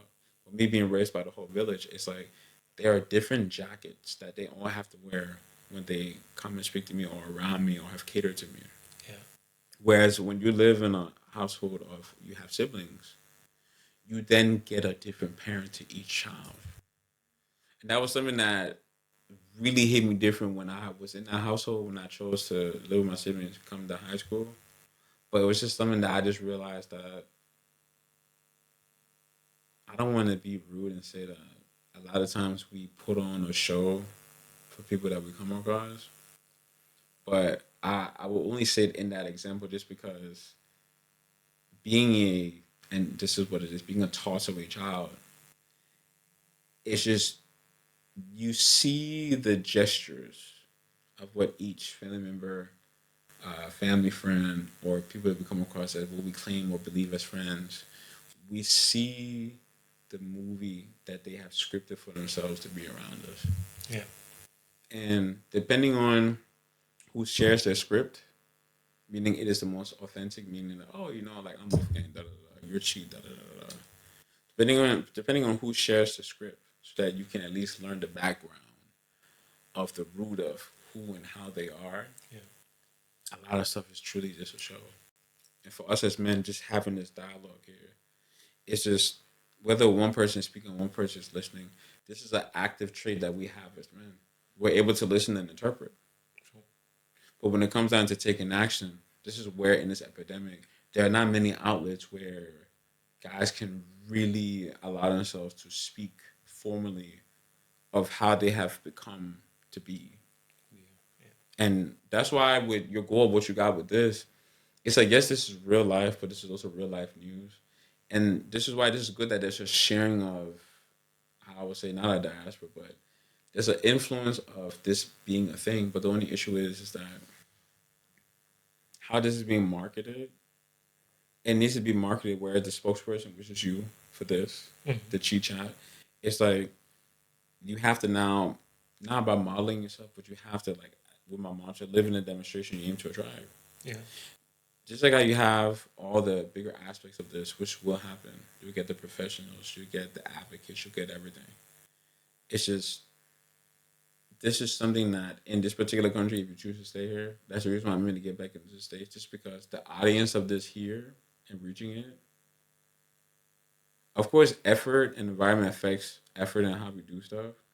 But because of what I've been able to do and maximize in like being here and stuff, I mean, I've been brought back here last year being stuck here because of what had occurred. Yeah. which would be said on another time. But it's just that like seeing you do this and me being here personally, it's just letting me sink in and accept the fact that all right,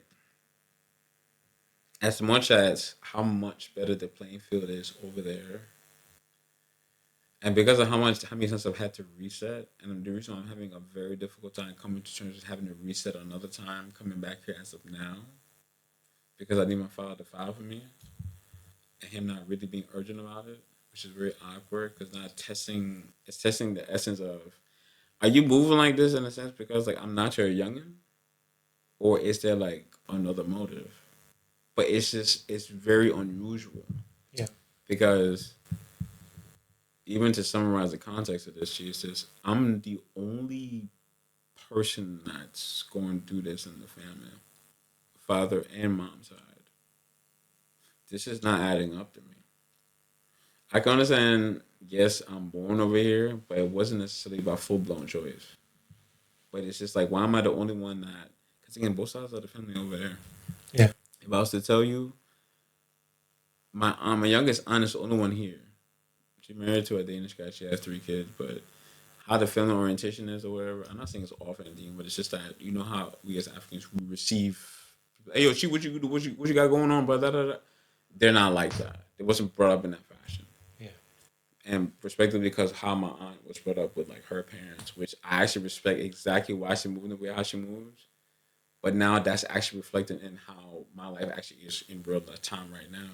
So from just that, that's my only family here. Like literally by blood. It's just that. But they're all the way in Nashville and stuff. And by me last year being stuck here having to come back, it's just like there's no outlet here. And what's crazy is that, excuse me, by me being here, shit, I'll be honest, and to folks who really feel this way to some heavy degree, being over here, and this is probably what my grandma was feeling before me having to move to the States 2022 to see about doing that to get documentation, and they moved her to Africa. It's just that me being over here, this really, really, really feels like, I'm just being blunt, but it just feels like everyone else is like dead. What I mean by that is my aunt pretty much just got a breath of fresh air now, not being power of attorney over my grandma to do all the stuff with the farm, all the stuff at that time. I was taking care of my grandma for those 5.5 years. Yeah. But like, this is heavily feeling like because everyone is in the States, all the family is over there. And to not be able to be in that environment where I have strived, it's like substantially, and to not have an allowance or something to be like, oh, okay, you just go here to knock this out, then you can be naturalized or whatever it is, or have citizenship something over there. So it's just that like to not have that, it's just people can say, oh, everything happens for a reason, stuff like that. In this case, I said, it's this is something that is, of course, with age we knock out what we knock out our decision, whatever that we do. But it's just that I have not pushed any overly crazy boundary of anything. Yeah. No criminal right now. It's just like it's just sort of like a what really is the means of why I'm not allowed to be in that environment. Because what I fought when I'm on the edge is if I really have to really heavily reset here, it's gonna make me fully detached from the family stuff over there because it's like there's no reason that I'm the only one that's distinctively going through this aspect of not being around and tied to the fam and stuff over there. Yeah. Because with this hair stuff and everything, like even like that alone and stuff like that, it's just that like I'm an architect when it comes to creating blueprints for stuff. Yeah. Because I'm very good at speaking life into projects, managing stuff, Yeah. whatever it may be. Because I really look at not just the statistics, but I truly look at the environment, the social impact of what a project can have on the audience. Yeah. So, me doing this stuff here, the reason why when I realized it's not conducive to anything much is just because when I looked at the general like our folks here, we're a minority here. I'm just seeing like the health of their hair and stuff like that. Yeah. There's no cadence, nor is that much any attention towards the health or the nurturing of the natural image here. Exactly. I think it's also like the. I think if we just take it to the basics and we say like the number of black people in Denmark compared to the United States, it's like way less here, right? Let's just say, for example, if you want to start any product with your hair business, you have lesser market. Completely. Yeah. And she and just like how you even said that, and it's just one of those things that when I say to the family, where it's just like it's not about oh, what is it you want to do here in America? You in Europe, like you're there. I'm like, culturally speaking, being in Africa, even though I've never been there before, could be more sound. But me, I've never been there before. Yeah. Yeah. Yes, I'm closer from here in Europe, It'll be better even. but it's just that due to what I've been brought up with, half my life over there, half my life here, at the market of when I blew up, I even show you after all this, like because after I got hacked on the gram, it's just that when I was coming back into what some of my friends were trying to speak to me like, hey, you should do your content stuff again or whatever. I understand it, but I just said I have to be in a space where, which I am now, which I just got like last Thursday. So it's just that I can finally like submerge myself now Yeah. to be in that discipline. And even being to you, someone who's like disciplined with this fitness stuff, now I can come to you, hopefully, to learn how to even really emerge into this fitness stuff and really take on this full journey of being a bodybuilder more distinctively versus just being like an enthusiast, but actually living it out. Sure. Because all the conditioning of what I've had with the fasting or this being on meal prep, whatever it may be, that's not difficult to me. Yeah. I've been cooking stuff, but it's just that going back to like the main point, it's just that just seeing that when I just said I know what y'all are saying, but I just have to be in an environment. I got to get certain things like how you have this, and you just naturally said, "Hey, if you need to record, I don't mind you utilizing this stuff." Yeah.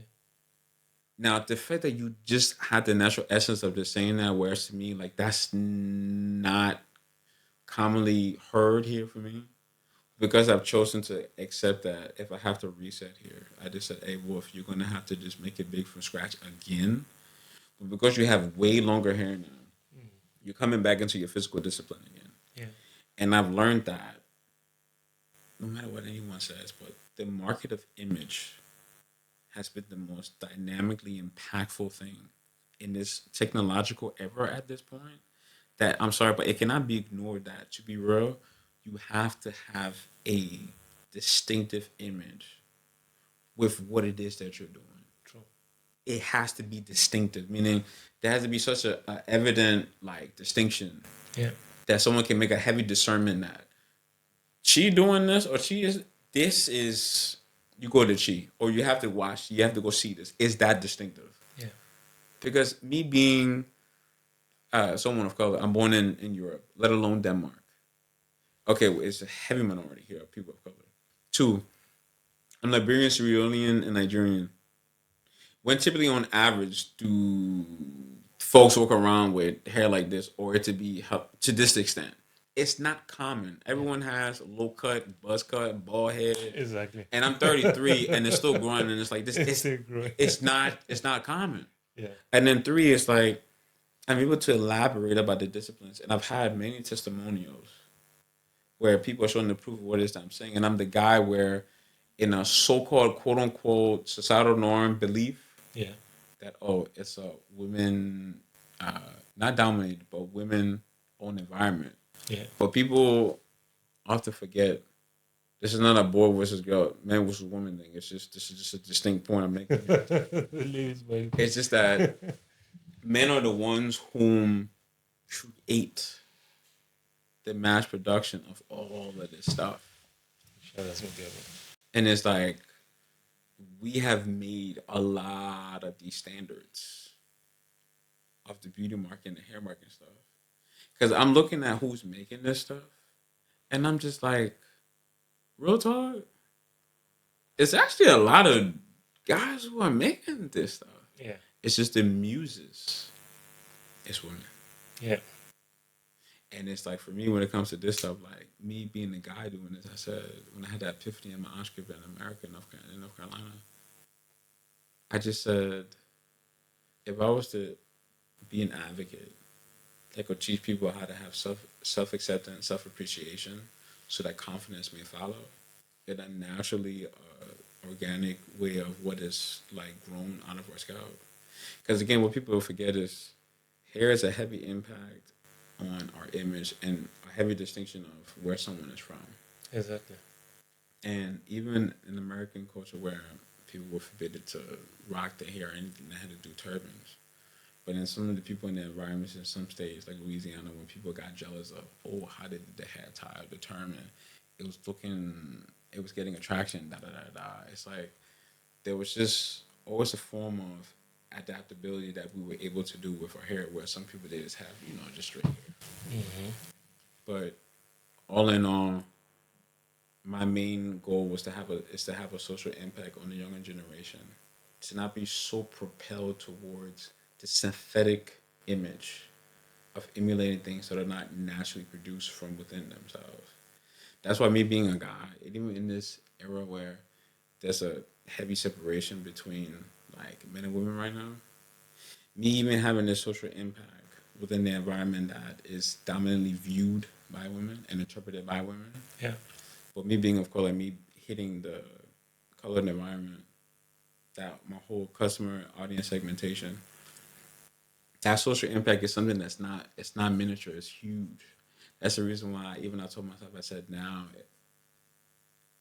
if I have to do this heavy reset, I have to literally be like that package physically in a way where Exactly. when I'm on distance down the third, it hits boom, it hits boom. Even me getting on Scandinavian Vogue, just long story short, my cousin in America from Jersey, he couldn't make it out here. So he said, hey, Wolfie, you're in Copenhagen Fashion Week. Yeah. Hey, do you mind representing me? I said, yeah, sure. I didn't ask when was it, but I just said, yeah, I could do it. So then, because again, that was actually just like 4 weeks ago. That was still just like Yeah. last month that all this Yeah. happened. Yeah. So he calls me and say, hey, Wolfie, you still want to do a thing? I said, yeah. But just now I said, when is it? Yeah. He goes, oh, it's tomorrow. I said, look. I said, people are working, okay? Mind you, tomorrow was a Thursday. Yeah. So I said, but then I said, look, do you need the content? He was like, hey man, I ain't want to be a kid. I said, Sam, do you need the content? And he said, yeah. I said, okay. So that same suit I put on, that was the one I went to my brother's wedding. Oh, okay. But now I've cut weight now. So I just said, I may not have any shoes or anything, but my Metcons that I had, because all I did was focus on going to work training, because that environment I was living in, I just said once I physically become disciplined in my health, other things will begin to flourish around me. Mm-hmm.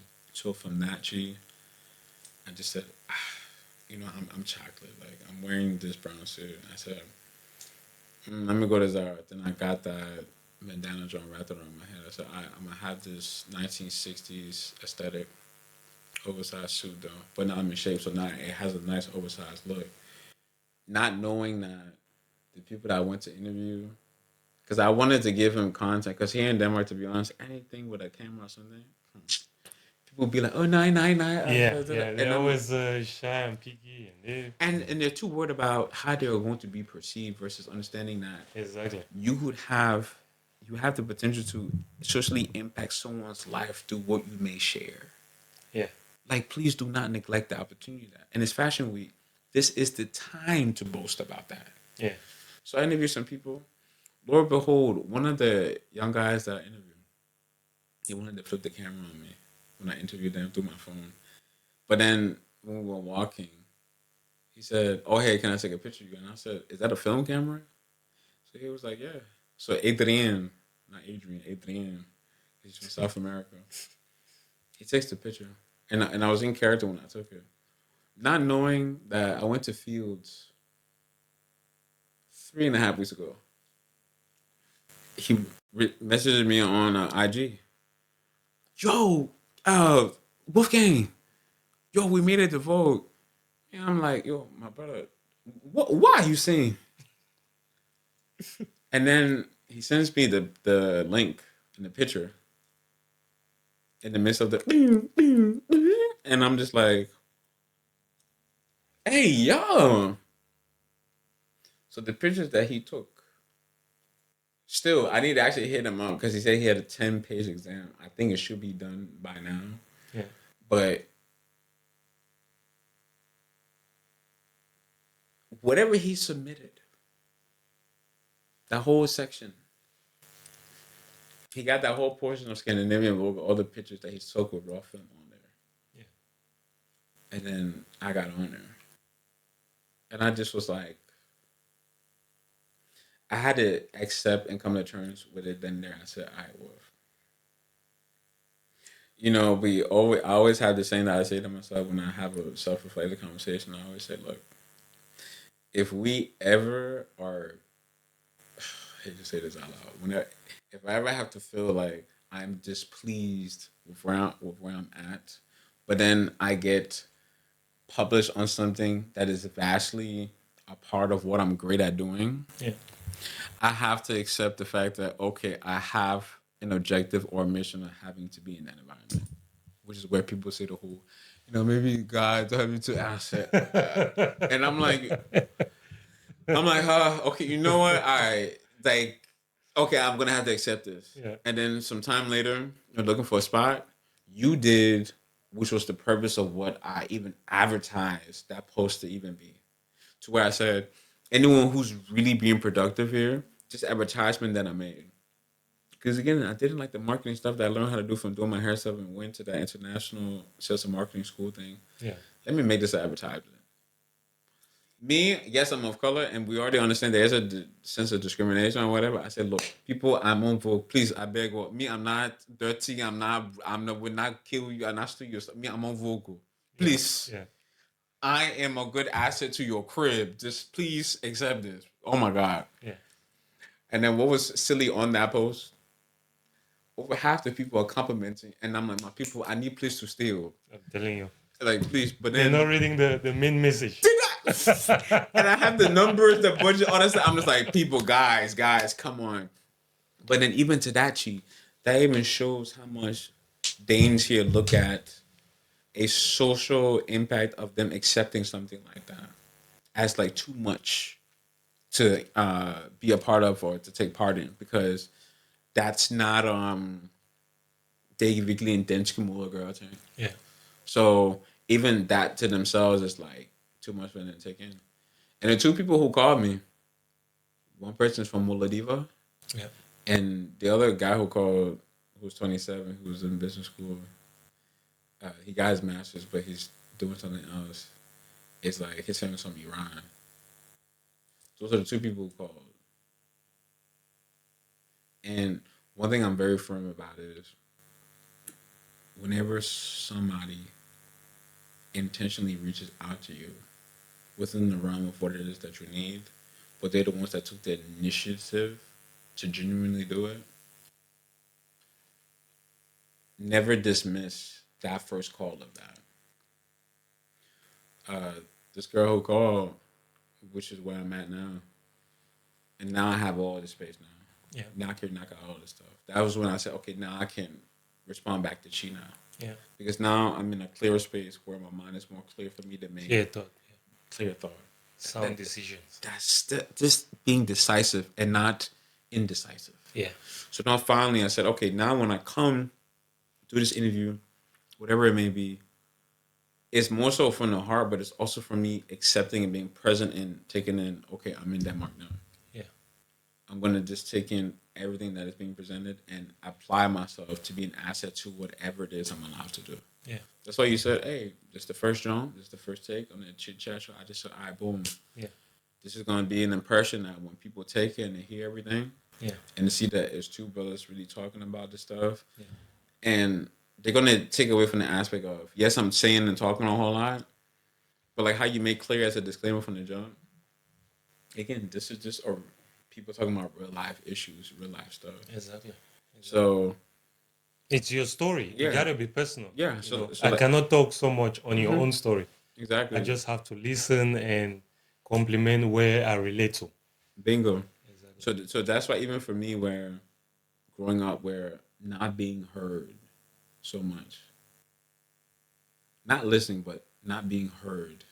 This is something that is choosing, is helping me to apply myself to understand that thing that I would neglect that, to really speak about myself. It's just like, this is something that applies to the growth of myself as an individual. Yeah, So that's why I'm grateful and thankful for you even reaching out to me and allowing this to occur, of course, of course. because this is something that I said, does anybody do this? Does anybody care to do this? I'm like, it's Yeah, damn hard. yeah. I'm like, does anyone want to break the norm? But because I broke the norm with my hair stuff and everything and all that stuff, I just said, would anyone really care to do this? That's also one thing That's that like, attracted me to you, you know, because you were doing it with your hair and you were out there, you were like, you know, you were taking the time to, because I'm someone who was very particular about details and how things are done.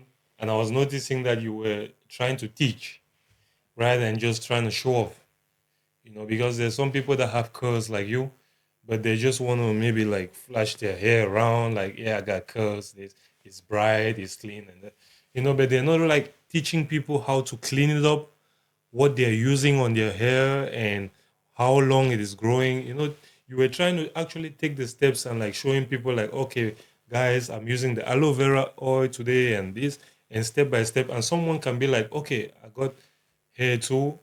Maybe I should contact Wolfgang, ask him, oh, what kind of, how much aloe vera did you use? Or what kind of oil should I buy next time? You know, and I was like very interested about these things, and I was like, okay, maybe he's someone who can maybe share his story and want to talk, and exactly. you know, and maybe help other people with this, you know, and we could maybe like when people see you, maybe next time in part two, maybe you might want to talk about your curls more.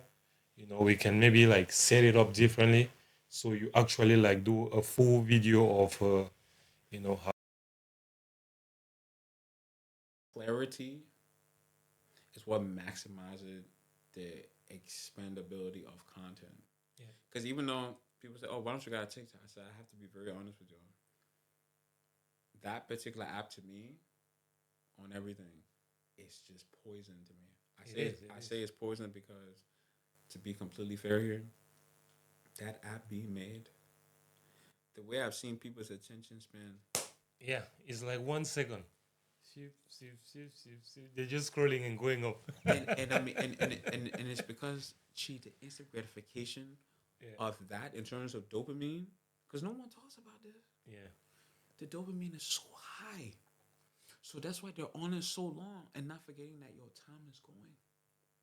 Time is going. yeah, Even my ex, like bless her heart, I have to be real, but part of why I did had to break up with her, it wasn't that oh, cause you too much on TikTok, but it's because it deteriorated her to have ambitions outside of her phone.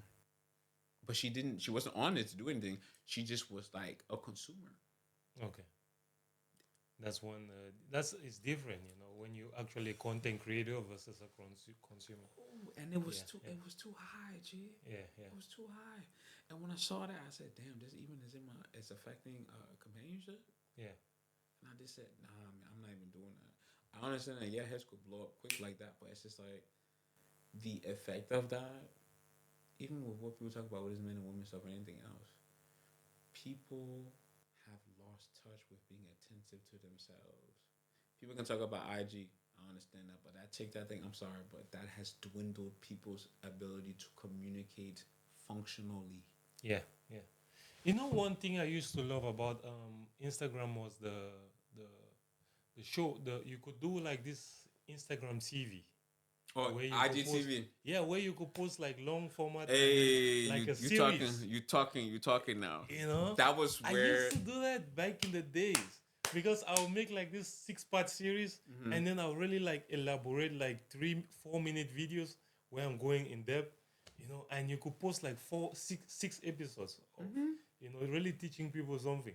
But then it was like after a while it was reels for like I could post only like 1 minute or 1 minute 30 seconds maximum, and I had to like cut and cut and cut and Hey. And that cutting Even if Yeah. you're not even like an editor, because I'm not either. Exactly. Right, that thing can challenge you, like, Yeah. oh, like Yeah. Yeah. seriously. And when I saw that, as you heard, because I distinctively look at the impact of not just the market, but again, body language interpretation, how people society view things. Yeah.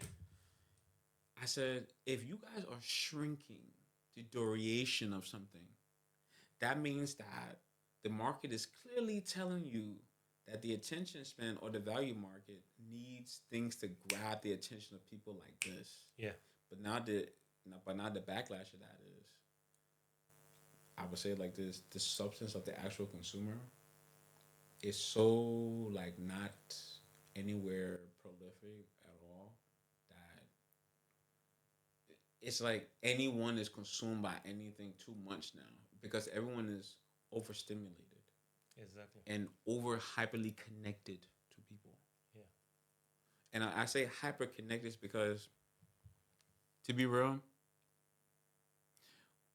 we are in an era and generation of human beings and mankind right now where we are technically more connected to each other that outside of the technicalities of things, we can even distinctively relate with ourselves communicating to others Yeah.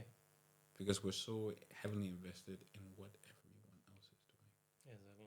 And for those who can discern, like how I can see from you and how you carry yourself, you do not fully indulge in it to such a degree that you lose the attachment of yourself of who you are and how you shaped yourself. And that's the problem today. Yeah. That's the problem today with most young people. They kind of differentiate, what they got to pick out what's right and what's wrong and what they have to use and when it's time to like detach and and they just think everything is real life, but it is a trend these days, right? TikTok or whatever next app they want to create. And what's sad is that what people aren't even looking at is, gee, TikTok is actually very young. TikTok is very young. People forget IG. Realistically, I think IG came out maybe not 2010 because I graduated high school 2010. It came out maybe like 2011 ish. Yeah, it was I around there. Yeah, IG is like just a decade old and a little bit of change. TikTok, to be real, I don't even think it's even 5 or 7 yet. Yeah, So it's still ridiculously like young. exactly. Eh, And the way it's moving is moving at a very rapid pace compared to Instagram, I think, right? And the reason why is because, now just talking marketing real quick, it's just that, like how you said with the IDTV, to be honest, that was where I did very well in because I'm a guy, I'm a man of color, and I'm talking about this stuff. And even though it's the beginning stages of me figuring out, okay, how to hold the camera, how to do it, because I understood, going back to the main point of what I said, clarity, because I see you have like Sony cameras and stuff, so you understand clarity. Yeah, Sony is the top notch when it comes to this stuff, exactly. and you've invested in the lenses, which is Exactly. what people forget. It's not the camera body, but it is really the lens at Yeah, the end of the day. yeah, And this is what boosts the relation and just like the image of being able to receive and stay onto the content. Because what is measured is how long people are on the page or the site or the video, whatever it may be. yeah, That's what's being measured. Aside from KPIs and RPMs and everything, it's like this is what holds people. yeah, It's the quality. The thing about TikTok, and I said I'm staying away from that. I don't mind how much of a deficit it may put me in terms of pace of having something done. Because what TikTok did is the quality of it, as if you pay attention to quality in detail, just with the clarity of the video, mm, it was low lighting stuff, low quality stuff. It wasn't like distinctly super, super, super duper clear yeah, because I would say it gave the average consumer a light into other average individuals, which is not wrong, but just look at the social impact of how that affects how people communicate right now. yeah. It gave anyone the ability to view and do whatever, but it's just, I mean, look at the effect of it right now. I think I think it also comes down to what is the core value of each application, right? Because I think for Instagram it's different because I think Instagram was primarily a picture up, right? So the quality of the images had to be boosted higher even. But for TikTok, it's more. I think it's more about fun, and any average person, any low level person can do anything. It's just to do any kind of stupid thing. Maybe you wake up in the morning and brush your teeth, and people just look at it and Yeah. laugh, and that's the content. It Because doesn't have to. there was something called Vine Yeah. back when I was in high school. Yeah. You were only allowed 7 seconds on the app. Mm. So that means whoever was making this creative stuff, you had 7 seconds to grab the audience. Yeah. And marketing, when it comes to commercials, what some people aren't aware of, but what is boosting a lot of these brands and companies are actually these up to 10 to 15-second commercials. Yeah. Because what people don't understand is there was a period of time where commercials used to be like up to like 30 seconds, like damn near 30 seconds, or like maybe 35. Yeah. Like it used to be a long time. Now because of the attention span of people, and yes, it is innovative to say, hey, let's see how quickly we can grab people's attention with short form media. Mm-hmm. But now, as a sub factor of that, as a consequence, you have now diminished people's attention span to a point where it diminishes them to stay focused on what's actually going on. Yes, they are focused, but it's just when speaking on the aspect of the effect of their into their day to day life, now it affects how well they are attentive in just interpreting things outside of their phone. Exactly. And I gotta be honest, like I'm not flustered that I don't have any youngins. I did have a deadline where I wanted to have them latest by like 30 if I didn't intend to marry somebody, which is what occurred at that time. Yeah. But it's just that like I just said there's a certain value of an effect that I would have to learn how to navigate through this modern era and be an example that as my adolescents are growing, that they're able to discern between there's a reality on social media, Yeah. but there's a reality like what we're doing right now. Exactly. And what is harming a lot of the upcoming generation is because of them seeing and receiving so much instant gratification and such a high dopamine rush. Yeah. Imagine before the whole drug and smoking and whatever it is. As I say this as a selling point to people, because this is my way of saying this is how you infinitely are able to profit in the market of anything. Yeah. Is you sell to the influence of the mind. That's something that I used to say, oh, it's a secret, but I say it openly now because people are so heavily distracted now. But when you sell to the influence of the mind, you always have a marketing, you always have a value. Because just like how you said, oh, TikTok, anything will happen, whatever. People are looking at literally whatever. Yeah. People are forgetting that even on IG. And you said something that's so critical because that IGTV thing, that was a way for audience, like how YouTube and stuff function. That was a way for Instagram to become that. Yeah. But because TikTok came and they surged Yeah. for like literally within a year, like it was like 4 or 7 months. It was very rapid. It was so rapid Yeah. that like it was just like Instagram had to also oh, react. they had to readjust. Yeah. Yeah. They had to readjust. And even Mike Zuckerberg, he bought IG. Yeah. And like he tried to buy what's it called? Snapchat. But people don't understand, like Snapchat understood their chain of the purpose of what their app was. Yeah. The owner of that, I don't know his name, but he chose not to sell it. But now his stuff is even worth in the billions now because of that. Yeah. Like in 2013, because he saw the bigger picture of what he had going on. I don't even have Snapchat because I saw how much that joint ate up my battery back in 2013. You be snapping, boom, boom, boom, boom, ba, ba, ba, ba, ba. Hey, 100%. You at 32. I'm like, yo, what is happening? Yeah. Because everything is so. Again, that's what enabled the culture of the visual communication stuff. Yeah. Where it's like, ayo, chi, da da da, boom, chi, da da da. Not really texting, but just ayo, chi, da da da. Always seeing somebody. Yeah. So what I even noticed is, before concluding, it's like the inspiration of these apps actually spark phases of how people are actually attached to being on their devices. Instagram, just like you said, it was just supposed to be a picture gallery app thing. Yeah. Where photographers could shine. Exactly. That was just really all it was. Like back in the day. That was all it was. Instagram was supposed to be the it was supposed to be helping people to create a shareable portfolio that anyone could see. Yeah. Versus, oh, gee, let me get your zip file, let me get your Dropbox, let me get your no, let's have a social app Yeah.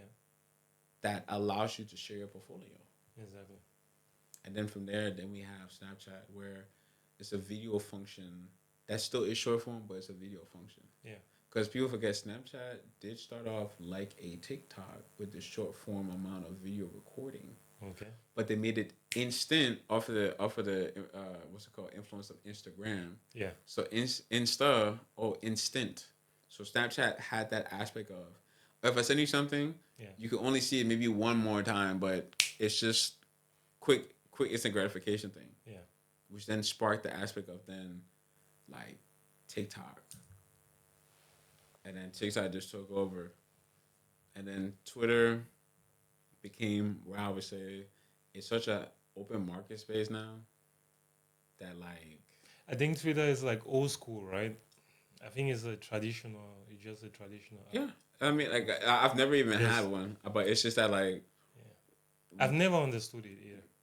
You know, it's just like you can post pictures, you can post videos, you can write a text. Everything is just possible on and Twitter. the thing about the purpose of Twitter was I've never understood it it was where people could be opinionated either. in a certain amount of characters. It was very, very little. It was a place for people to share their opinion or thought. And from there, then people made that the debate space, actually. Facebook was just the bit. I'm not lie. MySpace, well, Bebo and MySpace, Yeah. Yeah.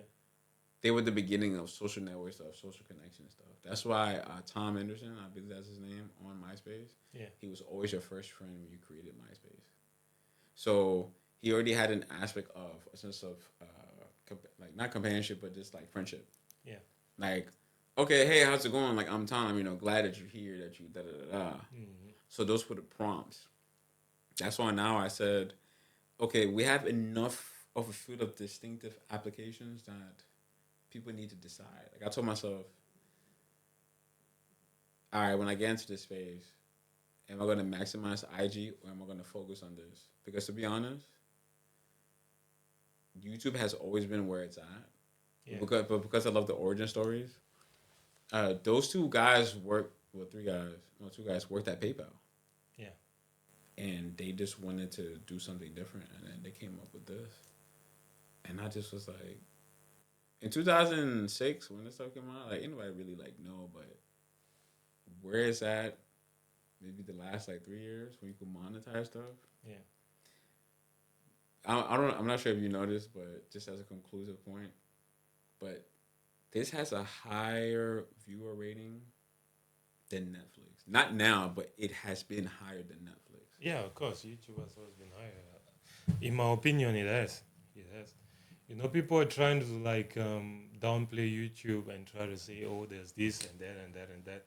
But I think YouTube, at the end of the day, people will still go back to YouTube. Exactly. You know, one, because there are many reasons. One, because it's free. You know. Number two is you can literally search for anything and you'll find it. You know.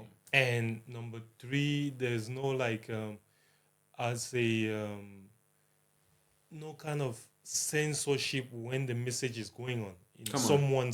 someone's post. Yeah, like now, yeah, but Yeah. what you're talking about, yes, No, completely. I mean when it's already on the platform. Yeah. You know, they're not like saying like on Netflix they might give some warnings on the screen like, okay, this is violence, this is sexual. Oh. You know.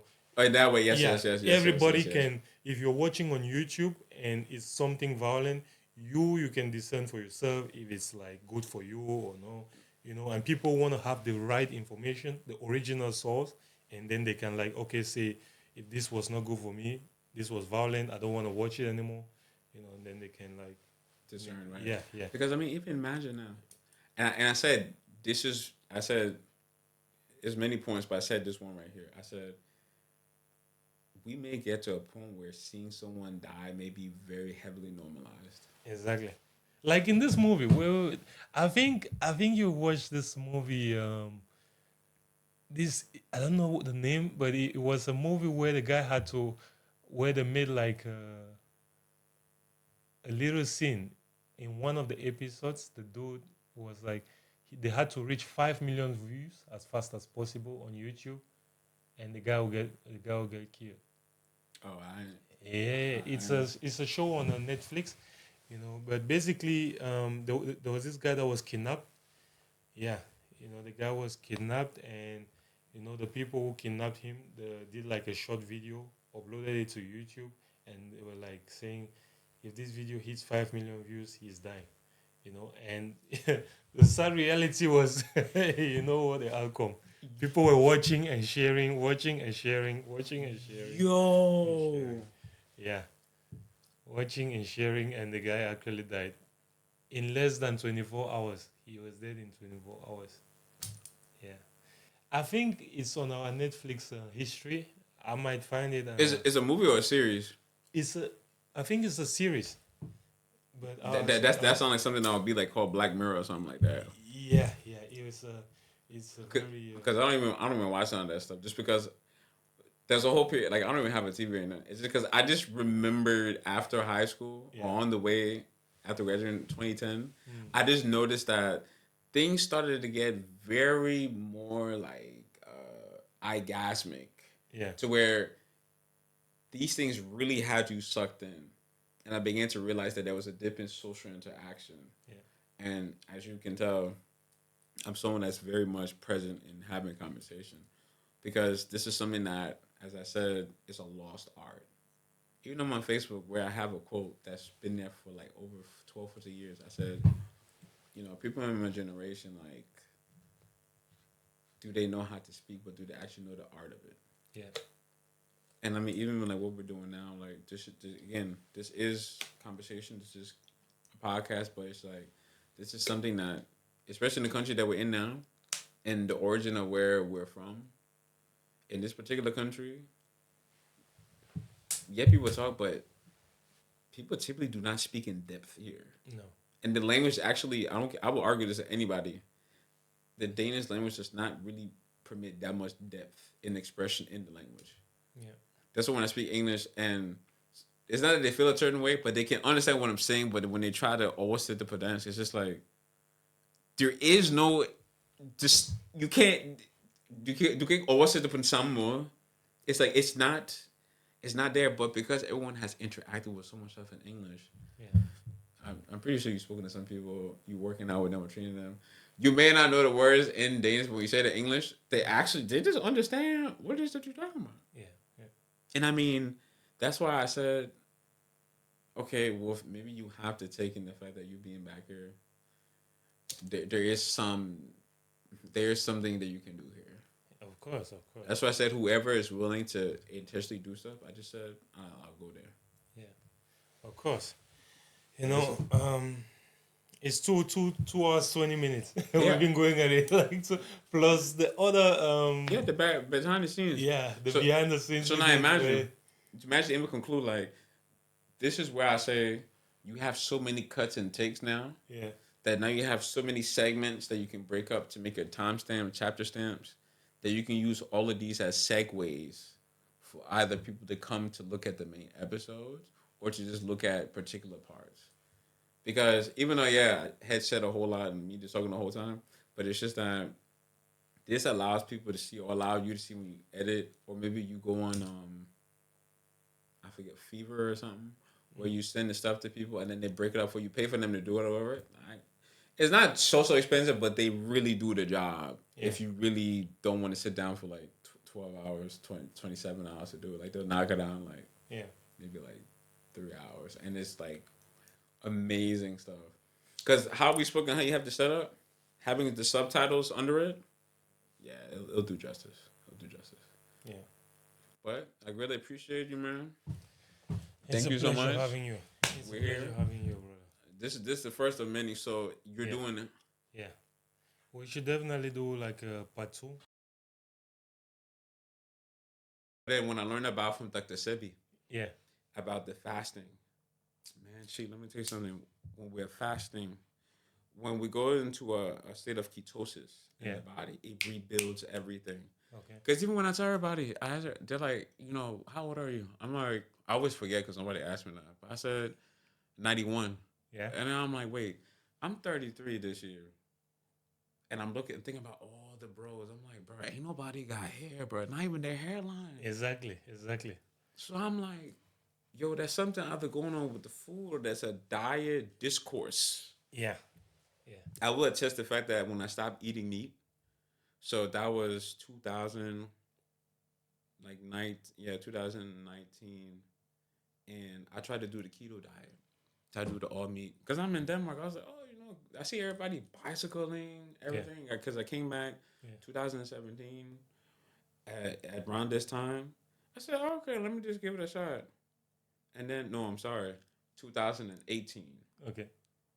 And I tried it. Gee, my digestive system, my gut, my what's it called, microbiomes. Yeah. It could not digest just all the meats. I did it straight out cold turkey, Yeah. like just strictly meats. My body could not digest the stuff. I had to go to the doctor, and the stomach acid that I had, it could not break down quick enough or Yeah. really digest it. My small intestine couldn't extract enough of the vitamins, Yeah. the proteins, all the stuff quick enough or well enough to subside the bloatedness that I got. So towards my birthday in November, I just said, nah, man, I can't do this. Yeah. So then I went pescatarian because I said, oh, okay, I'm in Denmark now. Let me try this out. I did that maybe like 7, 8 months. Mm-hmm. So then I progressively said, I'm not going vegan because I love to make my African food. I still like to eat this stuff. Of course, bro. But then I said, I'm a chef. I know how to cook. I want to cook in school. I said, truthfully, a lot of our origin-based foods are so greens. Exactly. At the end of the day, and then roots. Yeah. Rooted greens or rooted vegetables. So I said, maybe the meat is just because of what everyone could catch, and it's so good, so car. I said, what if I take that one out? Because the broth, which is what makes the stew or gravy good, is from the meat. Yeah. So I said, all right, if I take that one out, then what can happen? But then I ended up learning from the Indians, our Africans. I took the mega cube, the chicken soup. I took all that. I said, that sodium, my blood pressure. I'm trying to stay alive. Yeah. Because even for the hair to grow, you need good blood. Exactly. So I said, nah, I got to check out all this salt. Yeah. So I did that. And then I said, So from the Indians, the Northern and Eastern Africans, the spices. And then I said, let me do the same remedy with the pepper and the butter for the base when putting all the greens in. When I did that, I went to the doctor. I did my blood work. So my cholesterol, it went like down. Cause like my cholesterol, because again, when I came out from the States 2017, like it was discombobulated. It was pretty high. Yeah. So when I stopped eating the animals, that's when everything came down. And then my thyroid, I never thought that. Of course, you don't know until you see it. I didn't know as a guy like thyroids could be something that could be off. Yeah. So I always believed, Chi, that when it came down to metabolism, I always thought that, oh, if you're fat, you're fat. Finish. Like you can't lose the weight. Like when you're big, you big. That's it. The cousins who were like slim or skinny, like how you probably was when you was younger. Was genetic. Yeah, it's just like you're gifted. Okay, you're fine. So me is over. Like it's done. Yeah. But then when I ended up fasting, I did like the Sebi's thing when he said, oh, he just drank water for like 40 days or liquids for 40 days. I said, hey, the man talking this thing on 40 days, no food. Yeah. And the people in America said, oh, if you don't eat for like 3 days, you're dead. I said, but he's like 60 something, 70 something, liquid dieting, fasting, water fasting. I said, I did that thing for a week. I was about maybe like 236 pounds. Yeah. That 1 week. 219. I said, it's working. I said, yo, what's happening here? Yeah. I was like, is this a fact? I'm like, is this legit real right now? Yeah. But then that's when I learned about the state of ketosis and then autophagy. So when the body is, again, it's not getting any outside sources of food, like when we feed ourselves, then it begins to feed as itself. So all the store fat that we have, all the built up glycogen that we have, then the body begins to eat at that. And I said, hey. Then when I was in school that time at Zealand for international sales and marketing, Yeah. That was when I said, let me just do this 30-day thing, because I said a lot of this stuff comes down to your mindset of discipline, but it's how you initiate the intention of the steps. Yeah. So then I said, okay. I was like, all right. If that's the case, I wake up and go to class, talk to the students, because that craving that we have when the stomach gives a signal off, like, hey, Chi, like, we need to eat now. Yeah. I noticed that everything was more so psychological. And that trigger that we have, that neurological trigger, that nerve that sends that signal. I noticed that whenever I could pinpoint it and catch it, Yeah. I would, like, in a sense, talk my way, not out of it, but talk it down. So I allowed myself to be not distracted, but I put more intentions into my actions during the day: school, presenting, being a leader in the group, or going home studying, or catering to my grandma, taking care of her and all that stuff, and then doing my social media stuff. Yeah. So when I would do that, the time had passed. So now that neurological nerve of, hey, I need to eat, it was calmed down. Yeah. So when I did choose to eat, now this is when I noticed two things. Now when I ate, because the stomach, it begins to shrink when you don't necessarily consume to expand it. Some people, they eat the what, 3, 6, 10 times a day, talking about, oh, I gotta keep my metabolism up. I beg you. Some of us, we just need the food for the fuel, and that's it. Kaput. Yeah. But I was one of those people that would be eating the 5, 8 times a day, thinking that it was doing something. Yeah. Me, I was like pop belly. I was Get hey, it? no good. I was beyond that, but I was the papi. I was grandpa already. I just was like, nah, this isn't it. So when I did that, I just said, I noticed there was this one guy in the States. He used to say, you pick 1 hour, like, to eat. Now, all these different consensus of information of things was tying into this. What, like the Sebi was saying about, if you're going to eat once a day. Or if you're going to break your fast, do it in an intermittent fasted period. Okay. So I ended up realizing that some people were doing a 6-hour period, 8-hour period, or 4. Yeah. There was this app that really changed my life. It was called what's it called? It was just called Regular Fast. It was an orange app, and it would schedule everything. Okay. And I said, it would say, oh, hey, Chi, do you want to do 20 to 4 Yeah. fast? Do you want to do 18 to 6? Or do you want to do 12-12? Okay.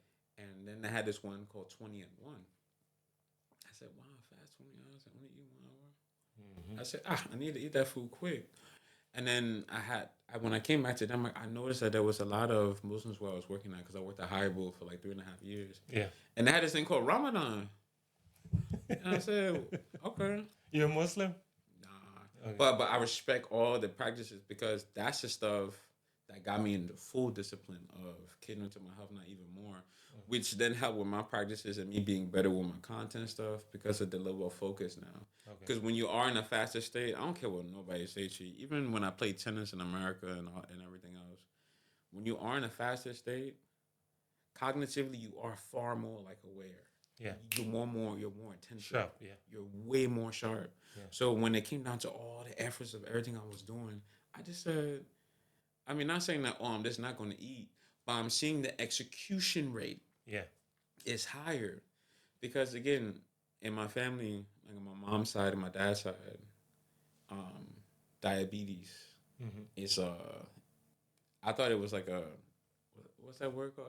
It was like a hereditary type of thing. And I said, Yeah. it's probably gonna hit me then if I don't do something now. Yeah. So that's why I was always like cautious. My mom, she had gotten diagnosed. I already knew that she already was Yeah. and on that path already, but she didn't want to acknowledge it. But I always knew, because people used to say, "Oh, you're eating too much sugar, and I'd be like, I always believe when it comes down to the state of what our body goes through, when they build either cancers, diabetes, or hypertension, or any other chronic illness, I do believe it is stored up and built up stress and built up things, that cells that aren't necessarily being used, that just attach to certain organs and then cause an illness. Exactly. So I just was like, okay, to be honest, even though like again, I'm going to be 33 this year, I was always very attentive to what are we going to do when we reach a certain age and us being able to be mobile.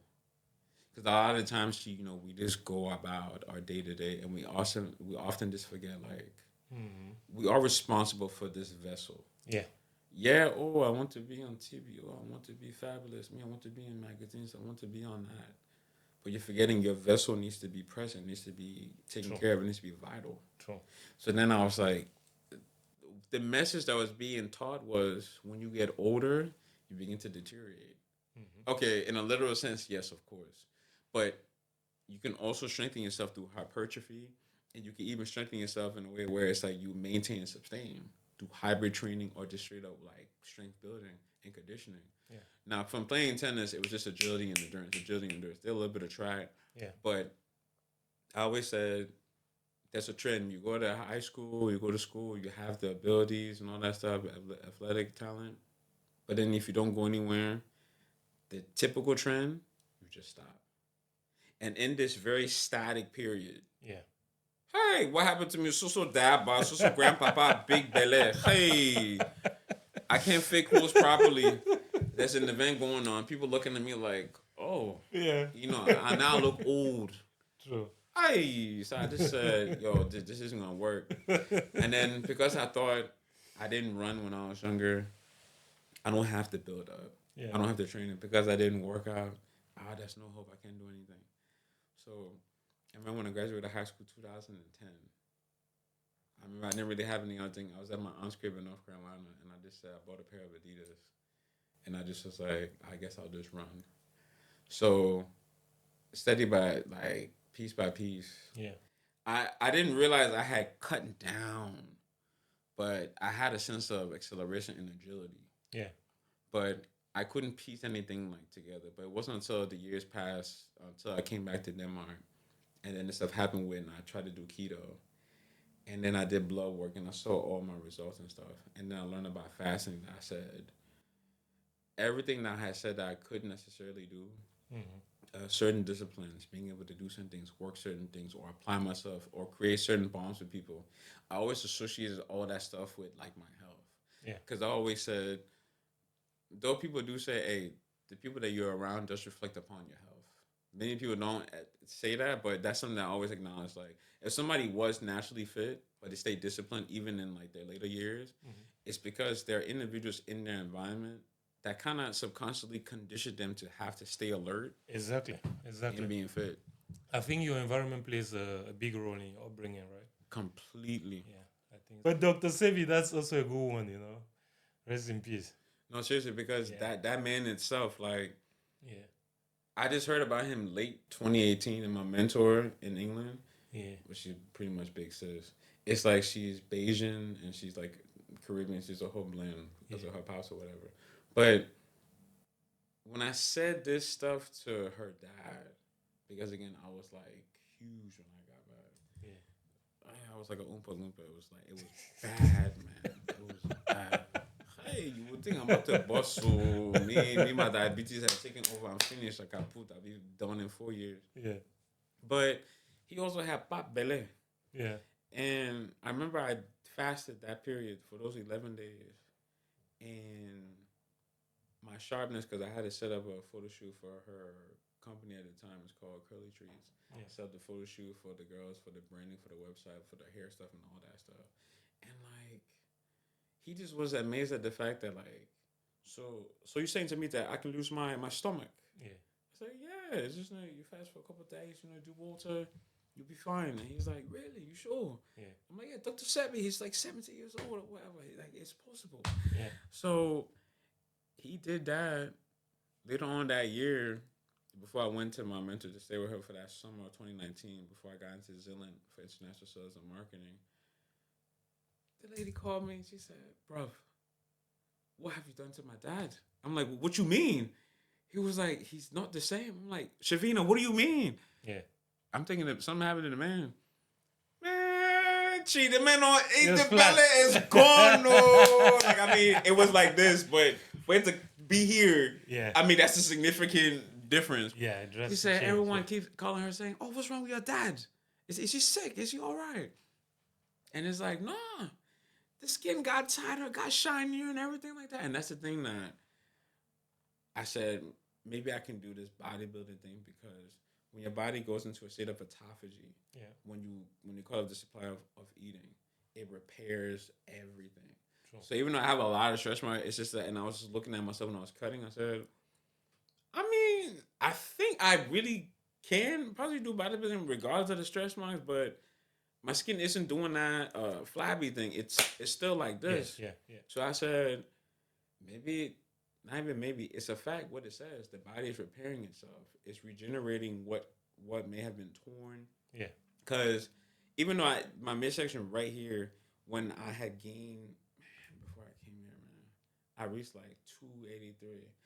I would have to say that was probably like a humongous deep level of like